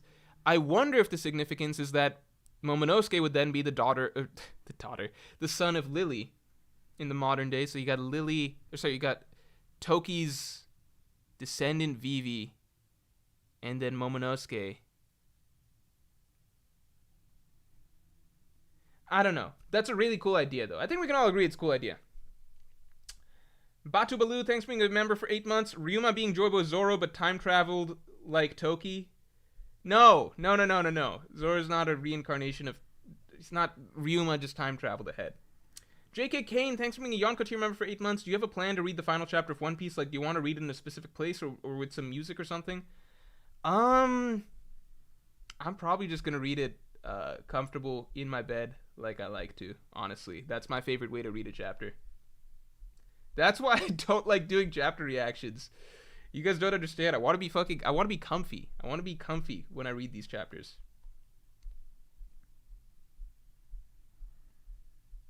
I don't want to be performing, you know? I mean, this isn't performing, but it's just like, I have to interact with you guys to some degree. And that's just, no offense, but when I'm like, what's the most fun way to read a chapter? It's not like talking to 1,000 people at the same time, you know? JFW, thanks for being a Yonko tier member for 6 months. Hey, Morj, longtime fan. You talked about the potential for Luffy and Usopp dying. After them, which Straw Hat death would be the most interesting / least? I honestly can't imagine any other Straw Hat dying. I feel like it would be so strange. I think what could be cool if I really have to pick another Straw Hat that to die, I would think that Brook would be an interesting choice.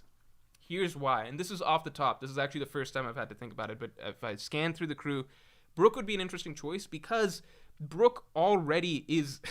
This is not a skull joke, all right? Brook is dead, right? He has gotten to live a full human life, right? He's gotten to live a full life. Full lifespan, full adventure as a pirate, all of that stuff. Once all he wants is to be reunited with Laboon. Once he's checked that off, he will be happy. So to me, Brook giving up his second, he's living a life that he shouldn't even have, right? He's playing with house money at this point, right? He's got a second lease on life, literally. I think him giving that up for his crew or something like that in some sort of a sacrifice. I think any Straw Hat dying should only be in the case of a sacrifice, except for Luffy if it's at the end of the story, blah, blah, blah, blah, blah. But if Brook dies in the context of a sacrifice, I think that would be really, really, really great. I think that would be excellent for the story. And I think it would add so much weight to his character, you know?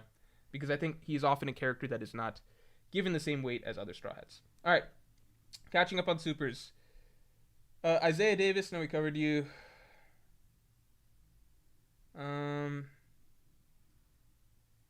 Okay, Where to a Man, thanks for the 550. If it's Nami's job to get the Pirate King to Laugh Tale, wouldn't her greatest recompense come from her greatest triumph? Yeah, I would agree.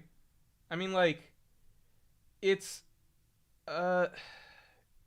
Nami's story is tricky because, like, I think a lot of the Straw Hats you can see, multiple places that, like, that their dream, or that their story could head for them that would bring things full circle in a sort of way. And Nami, like, I would argue that her other opportunity for greatest triumph would be if they reach the end of the story or reach the end of the world, they have to go through the red line or the reverse mountain, and then they got to make their way back around to the red line. Okay?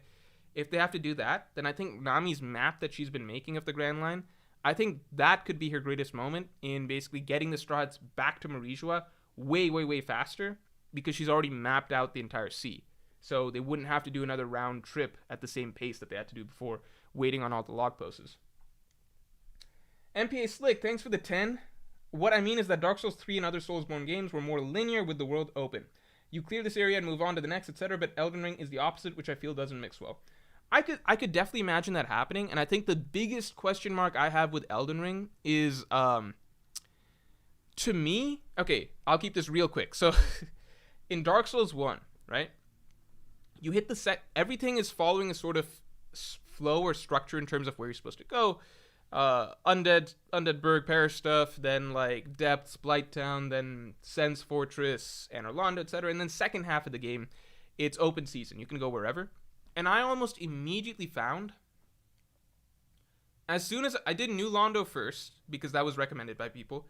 So I did New Londo first, and then right after, and I upgraded my weapon to max and everything like that. After that, what I found is that the other 3 areas you could go to, Duke's Archives, Duke's Archives, Tomb of the Giants, Lost Islith, right? Those 3 areas were suddenly very, very easy, relatively speaking. Tomb of the Giants was hard just because I couldn't fucking see. But, like, Tomb of the Giants was hard, I think, no matter what I get. Actually, okay, Duke's Archives and Lost Islith were really easy outside of Bed of Chaos because, I assumed that the game, like, it didn't know how to balance for what level I was going to be at, you know? So, I assumed that they had to make those areas easier. Tomb of the Giants was still hard because you couldn't see anything. But, like, you get what I'm saying? Like, the first time you hit an area in the game where you're pretty much, like, a point in the game, like, post Anor Londo, where you're allowed to kind of go wherever, everything suddenly feels like, I don't know, like, it all felt like the same difficulty, pretty much. But, like, my level kept getting higher.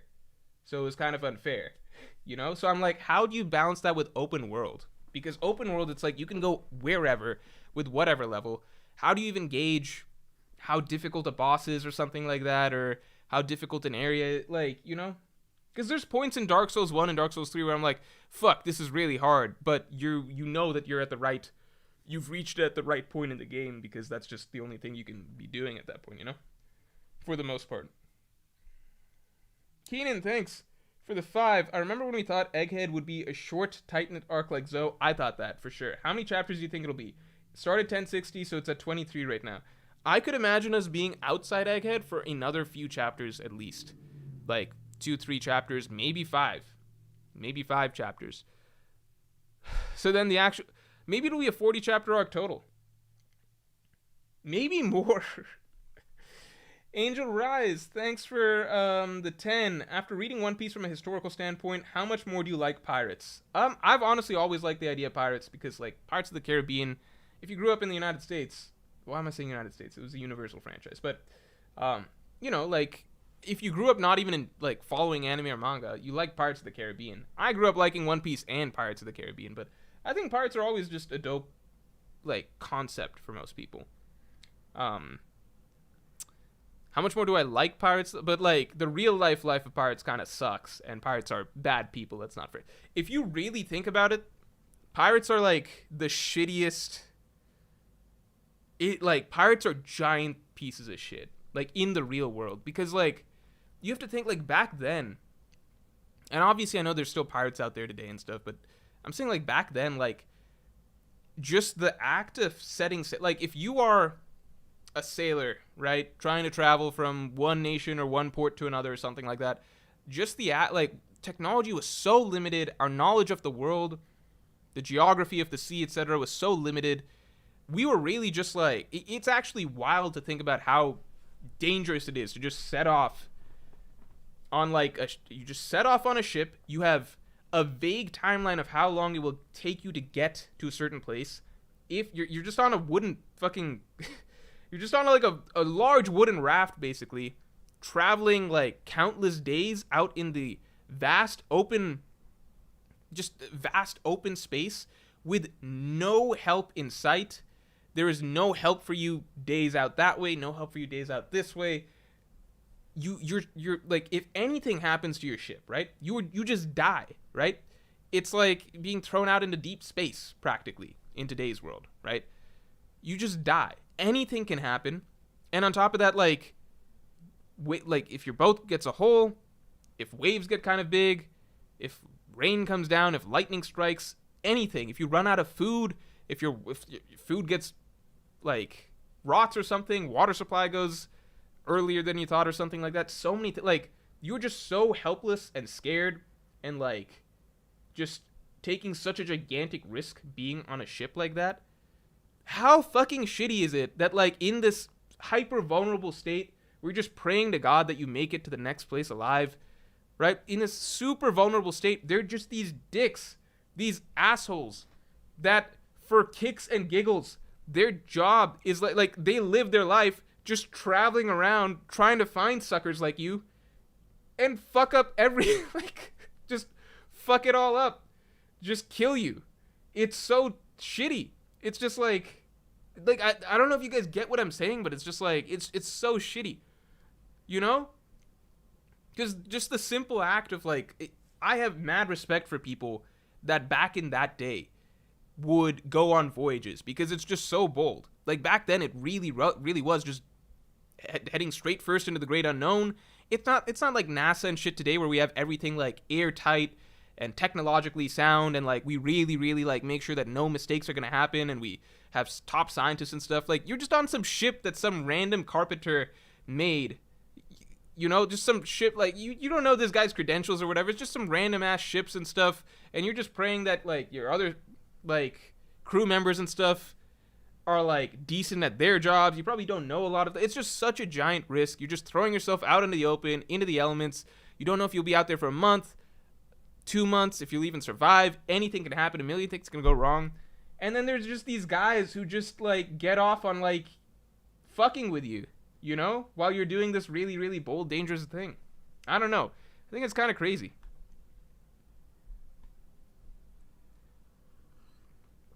Childish Bambino says back then they had nothing better to do. Yeah, that's true. McDude says, but Morj, they're free. Yeah, but it's just like free to be assholes. Alright, whatever. The Lord X, thanks for 5. Im says Lily. Im says Lily. Cobra, after all this time. Im says always. Nice Harry Potter reference. Also, I think Lily rejected Im, so he killed her. Also parallels Charlos not getting Shirahoshi. Yeah, that's an interesting point. Green Princess, thanks for being a Yonko tier member for 5 months. But Morj, the pirates are on the same ships too, so shouldn't you have respect for them? I think it's different when you're setting off specifically to fuck over other people. You know what I mean? Like, I think that's... I guess I respect their boldness in that sense, but it's also just like... You know, like, you're setting out with, like... I'm trying to explain. It's like, I feel like it's kind of like if you're playing Mario Kart or something like that, but your only goal in Mario, like everybody else is like, they've got like a good, like they're trying to win the race, but you're entering Mario Kart with the only goal to like roam around with red shells and shit and like try and fuck over people who are in your vicinity, and you just like, I don't know, circle or some shit and like just drop bombs and red shells and shit. You know, it's just a shittier way to play the game, in my opinion.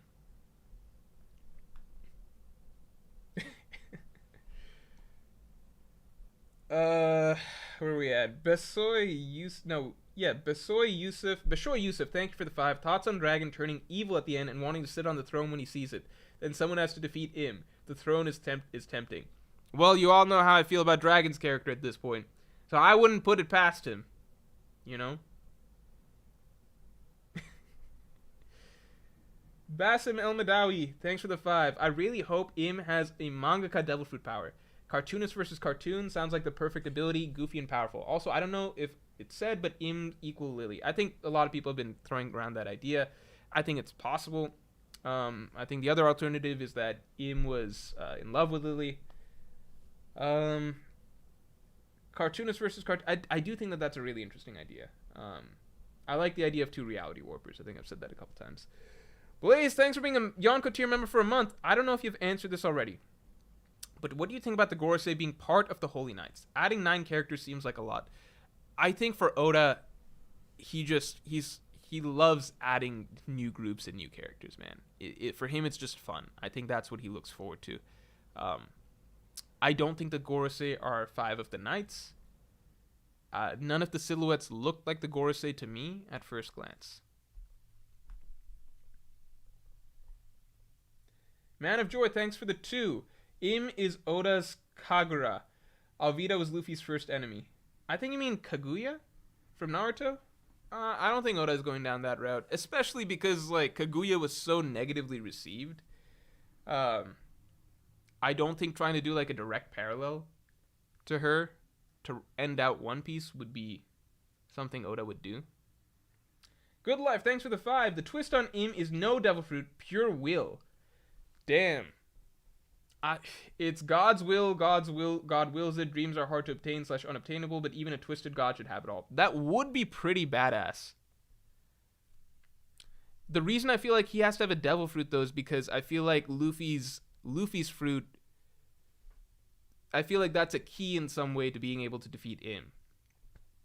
And if Im is just really, really broke at hockey, then I would hate to see Luffy defeat Im just because he has a good fruit, because I think that hockey would speak more to Luffy's character. You know? At the end of the day, I would like Luffy to have the strongest hockey in the world. And whatever Im has should be some broke, unfair thing, in my opinion. Like, I would prefer that, you know? Who knows what it actually is. JP, thanks for the 10. I assume Dragon doubted Sabo because even other commanders who were there couldn't vouch for Sabo's actions, and he went MIA instead of debriefing at their planned time. Debriefing. Holy shit. Wait a second. Dude, you guys are actually gonna be shocked about... Okay. This is actually... Okay. So, the podcast that So, the podcast that goes out for patrons and Yonko tier members, right? The Morjcast. I recorded that earlier today. In the podcast, I was having trouble for some reason. I had just woken up. I was very tired. I had not gotten enough sleep. I was having trouble for some reason thinking of a word. The word was debrief. You will listen to me in that podcast for a long time being like, fuck, what is that word for like after you've done something and you're trying to like post whatever, post game whatever, process it. You know, you guys are talking about it. You're trying to process what happened. What's the word? It's D something. It was debrief. I don't know why I couldn't think of that word. It was bizarre. But thank you for bringing that word up. Debrief. That was the way. For those of you who are going to listen to the podcast, the word I was thinking of was debrief. Anyway, they couldn't vouch for his actions, etc.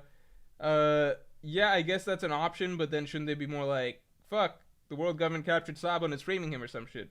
Basim El Madawi, thanks for the 2. Morj, play Uncharted 1 through 4, then talk about dialogue. Okay. Schmike I'm not playing Uncharted 1 through 4. Schmike the Melts, thanks for the 2. Best game ever in terms of submersion. Immersion? Yakuza. I've heard good things about that game, I think. Behenor, thank you. Disco Elysium has the best fucking dialogue in any game. Scratch that. Some of the books are put to shame. My DE humor and memorable lines and political commentary and themes. God, I love this game. I have to play Disco Elysium. Can I just stick with... Okay, let's make a deal. I will say that I believe that lots of video games have great story and writing. I do think that lots of video games have great story. My doubts are with their dialogue, okay, just from what I've seen. I will give you guys that I believe that lots of video games probably have great dialogue and writing. If I just have to play Breath of the Wild, Tears of the Kingdom, God of War, and Witcher, and maybe Skyrim. The games that I previously wanted to play. Now you're making me play Uncharted 1 through 4, Disco Elysium, Yakuza, I don't know. Umair Ula, welcome to the Yonko.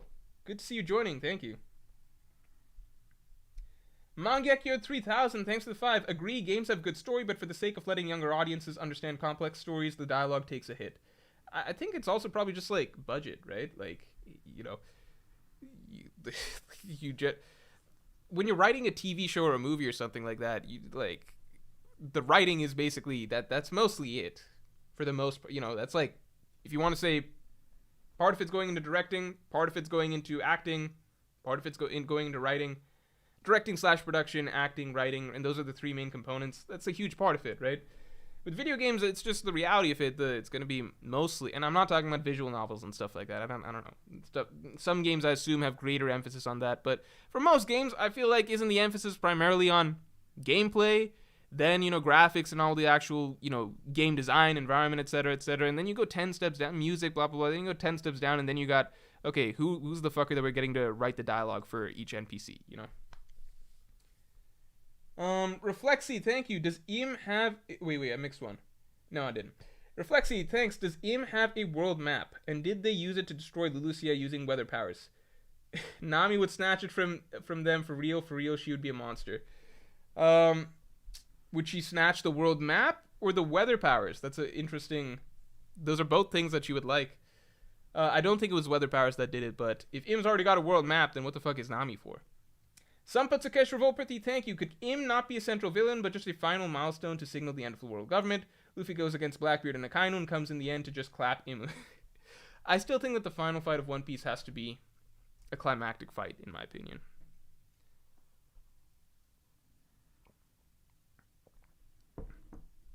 Super Dooku says Disco Elysium is pretty much all dialogue. Okay, then maybe it's really good.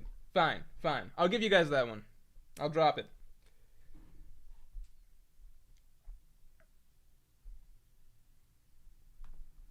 Oh, let's get the stream likes to 500. Good Life said, thanks for the 5. I can't wait for the double-page spread of Im explaining egoism / Machiavellianism and explaining the merit of multiple genocides, global slave trade, etc. I'm really interested. I want to see Im's... This was Im's first bit of dialogue, right? Saying the word Lily. I'm very interested to see how Im talks, what his philosophies are, etc., etc., because I think a lot of the best One Piece villains have interesting philosophies to break down. Samput Sakesh Revolpathy, thanks. My theory is Toki is barely alive / dying and time traveling to a specific moment for a grand reveal. If Toki is Lily, it could play into this moment too. Maybe. If Toki showed up right here, that would be insane. Young Smokey VP17, thanks for the 10. I'm so happy Oda came back to Reverie. I'm glad he didn't leave it out. I am too. I think we'd all kind of just accepted that we don't get to see that part of the story. But this is crazy. This is more than I could have asked for, honestly. I wanted to see the political discussion between the kings just because I wanted to see them talk about Luffy and talk about Dragon. I was really looking forward to that because Luffy had just been declared the 5th Emperor, if you remember. So I really wanted to see them talk about Luffy in that context. That's a shame, but, this is all way better. Isaac Safe, thank you. Morj, collateral damage is normal in war, so this article is believable. Stop the dragon slander, and whose outfit you like the most in the color panel. Collateral damage is normal in the war, so then why... Okay. I'm done on this topic. At least for this stream. I'm done on this topic. Whose outfit do I like the most in the color panel? Let me pull it up again.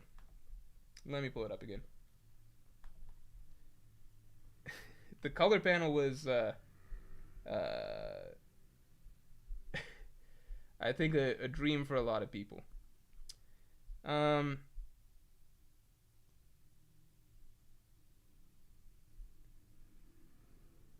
I got ulti. One thing I don't like is that I feel like Oda has been trying to hide Robin more and more a little bit in these type of contexts because Oda is obsessed with Nami. And it's very clear who he wants to shine the most, which is a shame, but it is what it is.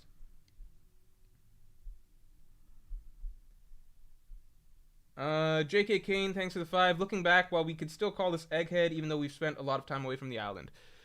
It's not the same, but I look at the Odin backstory as, when people talk about how good was the Odin backstory, it's different ways you can look at it. How good was Odin's section of the backstory, or how good was the time that he spent on the ship with Roger and Whitebeard? I view those as two very separate parts of the story, of his backstory. But this is not, at least Odin was a defining common thread there, right? I'm still going to call this the Egghead Island arc. We could just end up viewing it as, look, the Egghead Island arc was an arc where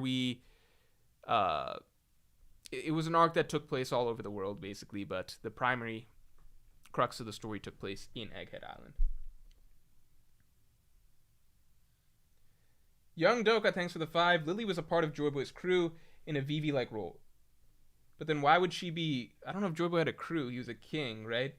Why would she be one of the 20 kingdoms? Why would she have led one of her kingdom? Why would she be one of the people that led her kingdom to rebel or to fight against Joy Boy? Im loved Lily but had to kill her when he found out her connection. So you're saying it was a secret? She was a queen of a kingdom, right? And Joy Boy was a king.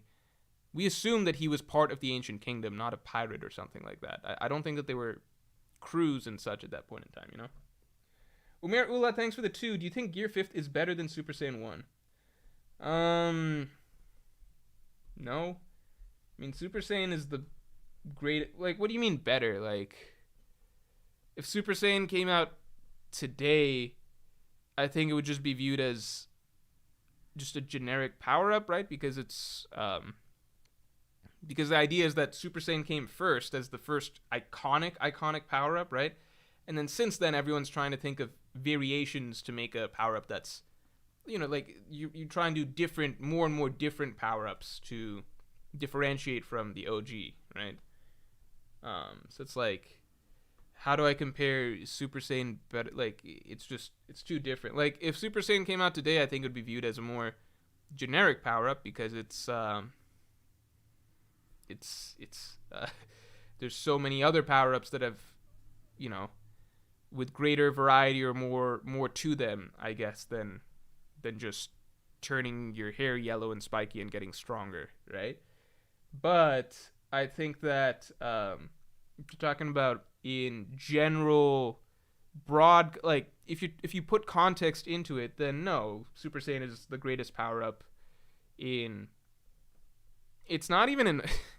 It's not even in manga history. It's just like it's the greatest power-up in storytelling because like you get like it's the greatest power-up in like in fiction because I think it almost like defines the concept of a power-up for most people because you can never have watched anime or Dragon Ball Z and you know what Super Saiyan is, right? You had kids who like I think all kids, at least for me growing up, knew what Super Saiyan is, and it's like I'm going Super Saiyan. That's a thing that people said, right? Like it's just shit that all kids knew about, you know? You didn't need to watch anime or anything, or even watch Dragon Ball or anything like that to know what Super Saiyan is. I think that's just the known power-up, you know? Be that in pop culture, memes, whatever. It's just a known thing, you know?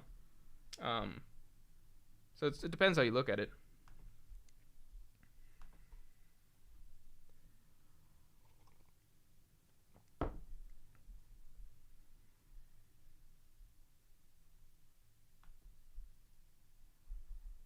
Yeah, like I was thinking like, is it too bold to say it's the greatest power up ever? Then I'm like, well, other mediums don't really like other genres don't really do the whole power up thing that much, you know? Like you have stuff that can make a character, you know, like Spider-Man gets the Venom symbiote, so that's a power up or whatever. Like, you know, shit like that happens, or like Thor gets the Odin Force or something like that. Yeah, like obviously you get power ups, but what's really iconic, obviously, is like anime and manga is usually what you think of when you think of power ups, and when you think of anime and manga power ups, you think of Super Saiyan. You know. Tala, thanks for the 7. The dialogue issue is gone for modern AAA story games. God of War, Jedi Survivor, these are hundreds of million of dollar games. They have good actors, though. Okay, all right, man. You know what? I'll play God of War soon. That's one that I've been wanting to play. And maybe that's got really good storytelling or dialogue or something.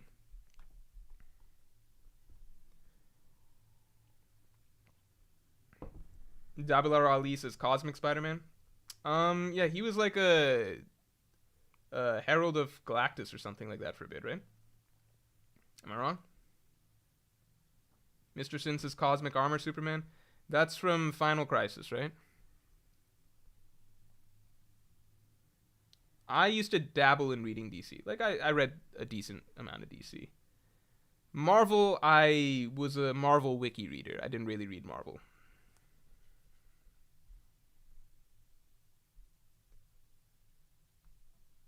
B Money says Super Saiyan is the most iconic transformation of all time. Yeah, I think lots of people that were adults when we were kids probably even know about Super Saiyan because, you know, all the kids talk about that.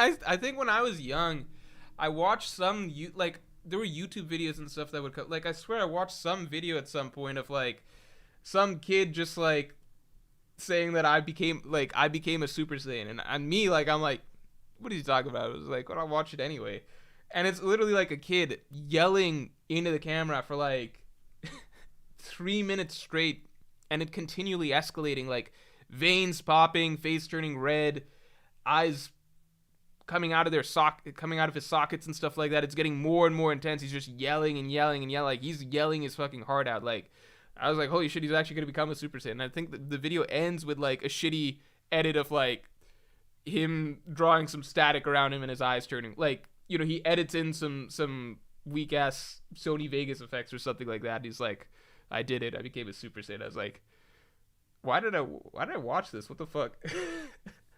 But damn, I was kind of hoping he would pull it off by the end. Jolly D Joestar, thanks for the 2. Can you say happy birthday to my friend Amba Singh? Yeah, sure. Happy birthday, Amba Singh.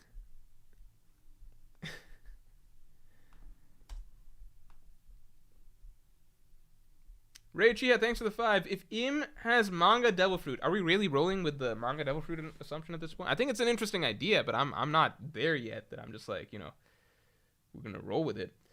And the final battle is going to be a toon battle. Then is Im Maximilian Pegasus.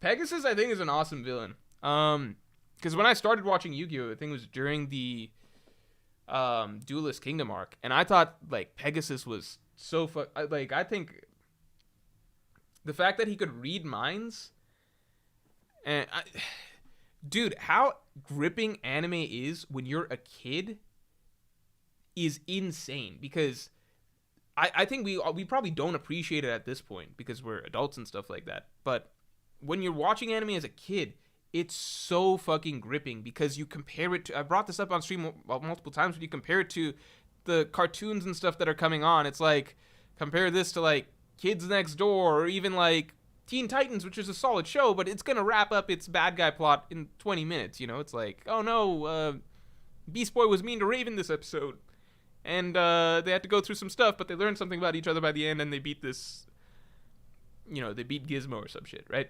Like, anime is insane because it drags you through episode after episode of just like making it seem like it's one conflict just dragged out over like 10 episodes, right? Like Yugi's dueling Pegasus for like 10 episodes, and it just seems so impossible because it's like, oh my god, like Pegasus has Toon World, like, oh my god, Yugi can't even hit him. He can't even hit him. And it's just like episodes of Yugi just not being able to hit him. And I'm just like on the edge of my seat. I'm like, it's so suspenseful. Everything is so slow. The conflict plays out so like at a snail's pace. Everything is really, really drawn out. You end the episode with it seeming like it's impossible to beat the villain. And then the next episode, they top it when it's like, yeah, not only do I have Toon World, I can read your mind. And it's like, oh my god, he's got Toon World, so I can't hit his monsters, and he can read my mind. And then like 3 episodes after that, it's like, oh my god, he's got Toon World, I can't hit his monsters, he can read my mind, and he now has a monster that absorbs my monsters called Relinquished. And it's just the most insane shit ever. It's just like every episode keeps topping it. So like when you're a kid, it's just mind-blowing. It's like they don't beat the bad guy by the end of the episode, and then next episode it's even harder, and then the episode after that it's even harder. It's like, what's going on? How do they even win? Fucked up part, I never saw when I was a kid how Yugi beat Pegasus. I was left at the part where he had Relinquished out and was reading Yugi's mind and like absorbing his monsters and shit. I was so fucking hooked. I missed the following episodes where Yugi beats Pegasus. I had to look it up like 15 years later. I was like, oh wait, I forgot. Like, how did that shit wrap up? I looked it up. Interestingly enough, I like the solution. You know, Yugi has the back and forth, the Jekyll Hyde thing. It's like, I'm Yugi, the bitch boy Yugi, and then it's like, I'm Yugi, the badass king of games, like those two. So the trick to get around reading minds was they swap back and forth between the two, so Pegasus doesn't know what's what. I would have loved to have seen that live, you know, as a kid. I bet it would have been amazing. Instead, I had to wiki it, like I read Marvel. Sampatsukesh Revolpathy, thanks. Thoughts on Armored Core? It'll be my first Armored Core game. I'm not playing Armored Core. FromSoft thinks that just because it's FromSoft and I like Dark Souls and Sekiro and shit, that I'm going to play Armored Core. No. I will not buy a single game until they put out another Souls-like. That'll show them. I'll vote with my wallet. This is no time to be experimenting with random mech shit. Make a second Sekiro. Make a sequel to Sekiro. Or make something like that. Or make Bloodborne remastered. I don't want to play some fucking Armored Core shit. Crow Stray God, thanks for the 5. Who would Luffy rather ally with if it was between Akainu and Teach? I think Blackbeard he would be more likely to. Because Akainu literally killed Ace in front of his eyes. I don't see any world where Luffy allies with Akainu. Blackbeard is a fellow pirate. If he had to pick one, I don't think he allies with either. I think he hates both of them. But if he has to ally with one, you know who it is.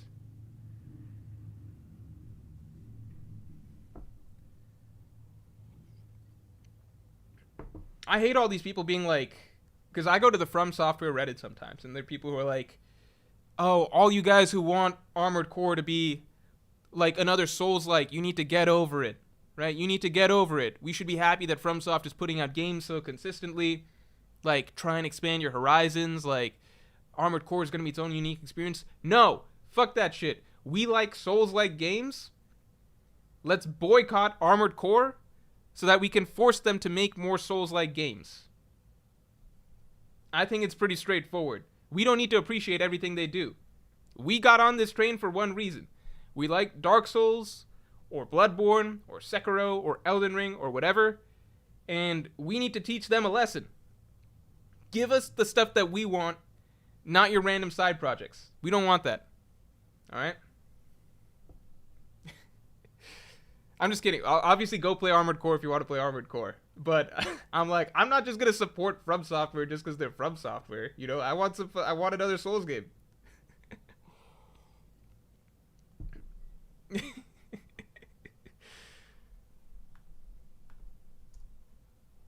Can't believe they wasted millions of dollars making this random Gundam shit.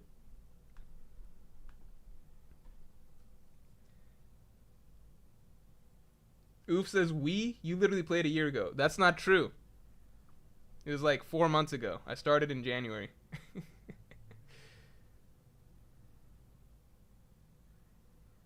Good Life, thanks for the 5. Would Im have specific death wishes for the traitors? Luffy by starvation, Zoro by beheading, Sanji by incineration, Chopper by disease, etc. I don't know. I don't think so. I mean, as far as I can tell, Im barely knows about some of these guys, you know? That seems like, sure, something, but I don't know if we have anything to base that off of, you know? Zamdial, thanks for the 10. What is your ultimate One Piece basketball team? 5 characters. This has come up before, and I've said it before, which is, the best One Piece basketball team is pretty straightforward. It's characters that can fly, because the way to win in one, like, you just need characters that can dunk from full court. That's the best way to, like, that's the best player imaginable in basketball, right? So in One Piece, you'd want Luffy because he can fly, Kaido because, you'd want strong characters that are fast and can fly. You'd want Luffy, Kaido, Kizaru. I don't know if, I imagine Dragon can fly with some sort of wind ability. Yeah, like, that's the gist of it. You want strong, fast characters that can fly, because the idea is that you want to be just going from one end of the court, you want to take one step and then dunk. A dunk is the best shot in basketball. You don't want to be shooting it at all, right? You just want to go, if you can do zero distance, you want to just take a step, fly over, dunk, right? Speed is important because what if the other team's got some guys that can fly around and try and stop you, so you want to be able to go fast, swerve around them, dunk. That's just the best One Piece basketball team. Isaiah Davis, thanks for the 5. More evidence, the poneglyph in Alabasta revealed Pluton location in Wano. Vivi, Hiyori, distant cousins. Also, you didn't finish my last super chat. I didn't? What was your last super chat? Let me see. More connections there. Dude, if Toki is Lily, that would be so fucking insane. That'd be so cool. It'd be so cool.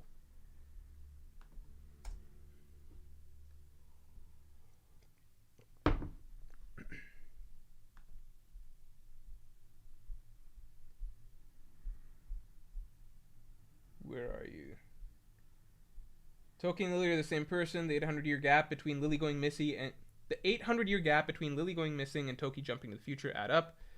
Yeah, but it's also just like Toki, like we don't know if she did previous. I mean, okay, that adds up. Yeah. We did know that Toki's from the Void Century, but it doesn't mean she's Lily. Maybe she washed up on Wano's shores and lost her memory like Big Mom. Did I not catch that part? Lost her memory like Big Mom. Did she have to lose her memory or just didn't, like, really explain anything to anybody? Because she just didn't think it was important. That was kind of my takeaway. That if she had anything important to say, she didn't say it, or she just, or she said it in soft screen. You know, like maybe she said it to Odin, but it wasn't brought up. Key says Bartolomeo to block. Oh yeah, that's a good point. But I feel like Bartolomeo to block would be, yeah, that's the best missing piece. You're right. But I feel like with hockey you could break through it. So I feel like a strong character like Kaido or someone could break through with hockey. No, actually, you know what's crazy about Bartolomeo's fruit? Bartolomeo's fruit is really, really fucking strong because Odin couldn't cut through it. If you go back to the chapter that Odin first confronts Orochi, he tries to attack Kaido, but I believe, or he tries to attack Orochi, but the barrier comes up first. Could Odin or a top tier character cut through the barrier if they really, really tried with hockey, like max hockey? Probably yes. But the fruit seems really strong, you know? I don't know. Like, it's hard to say. As far as we've seen, like, the King Punch had no effect on it, and people can mock the King Punch as much as you want. No matter how you spin it, the King Punch is, like, in terms of just, like, sheer force, it doesn't have hockey behind it, but in terms of sheer force, it is up there with the strongest attacks we've seen in the series. Like, it's pretty insane. Because it literally, it destroys, like, it's a punch that from a distance destroys Pika's entire body. Like, turns it all to basically dust. From all the way across an island. Like, from the other end of the island it does that. Turns Pika's entire body to dust. I don't know who else is actually doing that. You know what I mean? Reichi says, we know Toki's last name and it's not Nefertari. Do we know Toki's last name? Let me see.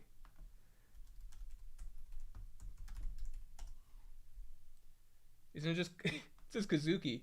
Oh, born Amatsuki. Ah, okay. Never mind. So it's not Toki. And yeah, her hair looks more green than anything else now that I'm looking at it. I feel like it looked more blue in illustrations, like in the colored version of the manga, but I might be remembering wrong. That's a shame. That is a shame. Would have been very interesting.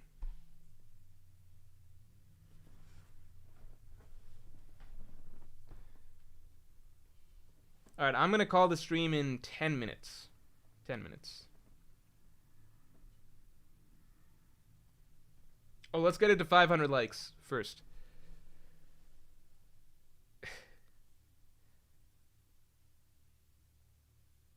Yeah, so I'm thinking Bartolomeo. You want Bartolomeo on the team?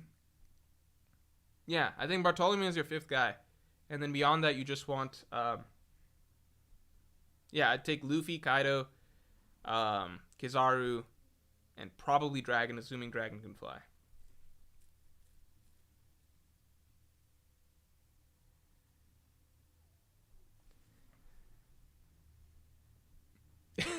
Malik says, what if Toki's hopping through the timeline, having kids to continue the family of D? That's just a funny thought to me.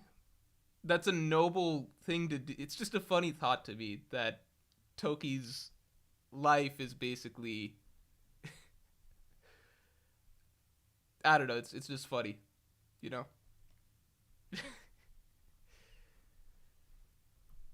It's like, I'm gonna get knocked up in every era of history.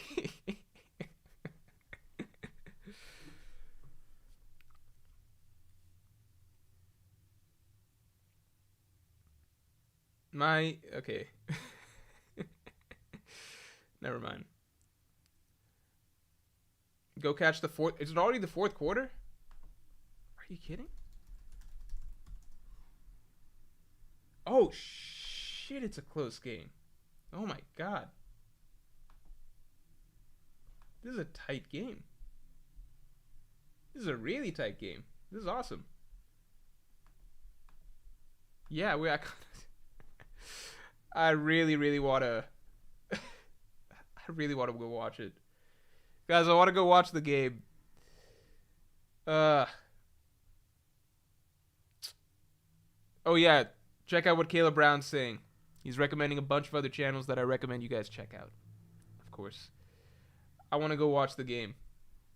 All right, I'll answer 2 more questions. Let me see. The 4th quarter is about to start. Joint Jutsu Conan says Big Mom built different though.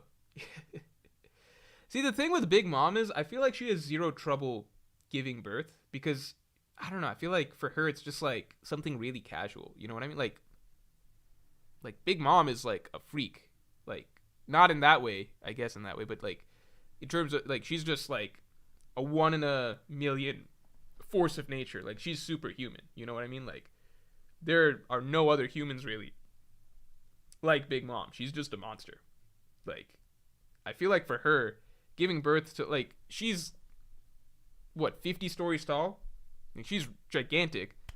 For her giving birth to like normal sized human beings, which is basically what all her kids are. I feel like it's like getting pregnant and giving birth. I feel like that takes like nothing out of her. Like I feel like she doesn't even think about it. You know, probably just wakes up one morning, pops out another baby because she's just huge. It's nothing there. Sampatsukesh Revolpathy, what new setting would you want a Souls formula game in? They did old EU Dark Souls and Elden Ring, new EU Bloodborne, old Japan Sekiro, BTW, Armored Core is a core FromSoft game. Yeah, I know that like that's what they used to do, but then they started doing better shit. Stick to the new shit. What setting I would like? I'm a sucker for what they've been doing with Dark Souls and Elden Ring. I love that sort of medieval dark fantasy setting. What Miyazaki said recently that I thought was really, really interesting is that he wants to do games that are more abstract. More abstract. I already feel like, especially, I don't know about Elden Ring. I've seen lots of aspects of it, but I already feel like Dark Souls and Dark Souls 3, I think particularly those 2 games, they, like, if you they already feel like fairly abstract, almost dreamlike settings in a way. Especially, I'd say Dark Souls 1 more so, but with Dark Souls 3, especially when you get to the whole sequence with Felinor and the egg, right? And everything that happens at the ending section of the Ring City, that to me feels like really abstract storytelling, really abstract conceptual ideas that he's bringing out from his brain and presenting. It feels very, very, very, very artistically ambitious. Very little explanation. Very mysterious in terms of what is like very mysterious, very hard to decipher in terms of what is actually happening. But what matters is the feeling that you're getting out of it. It feels very surreal. Feels very sort of very surreal, very mysterious, very grand, and very sad in a way. I feel like if he wants to create a game that plays off of that sort of storytelling or setting, or using those sort of ideas for his setting, where he goes really abstract all the way through, right? Create a really dreamlike game. That's what I care about more so than what's the specific, like, is it EU, like, is it old school European, is it old school Japanese, etc. What I really want to see is like let this guy's brain go wild and create like a sort of, hopefully I'd say dark fantasy, but really what I would want to see is something dreamlike, something surreal, something that gives me the same sort of feeling that I felt towards the climax of the Ring City. That's what I want to see.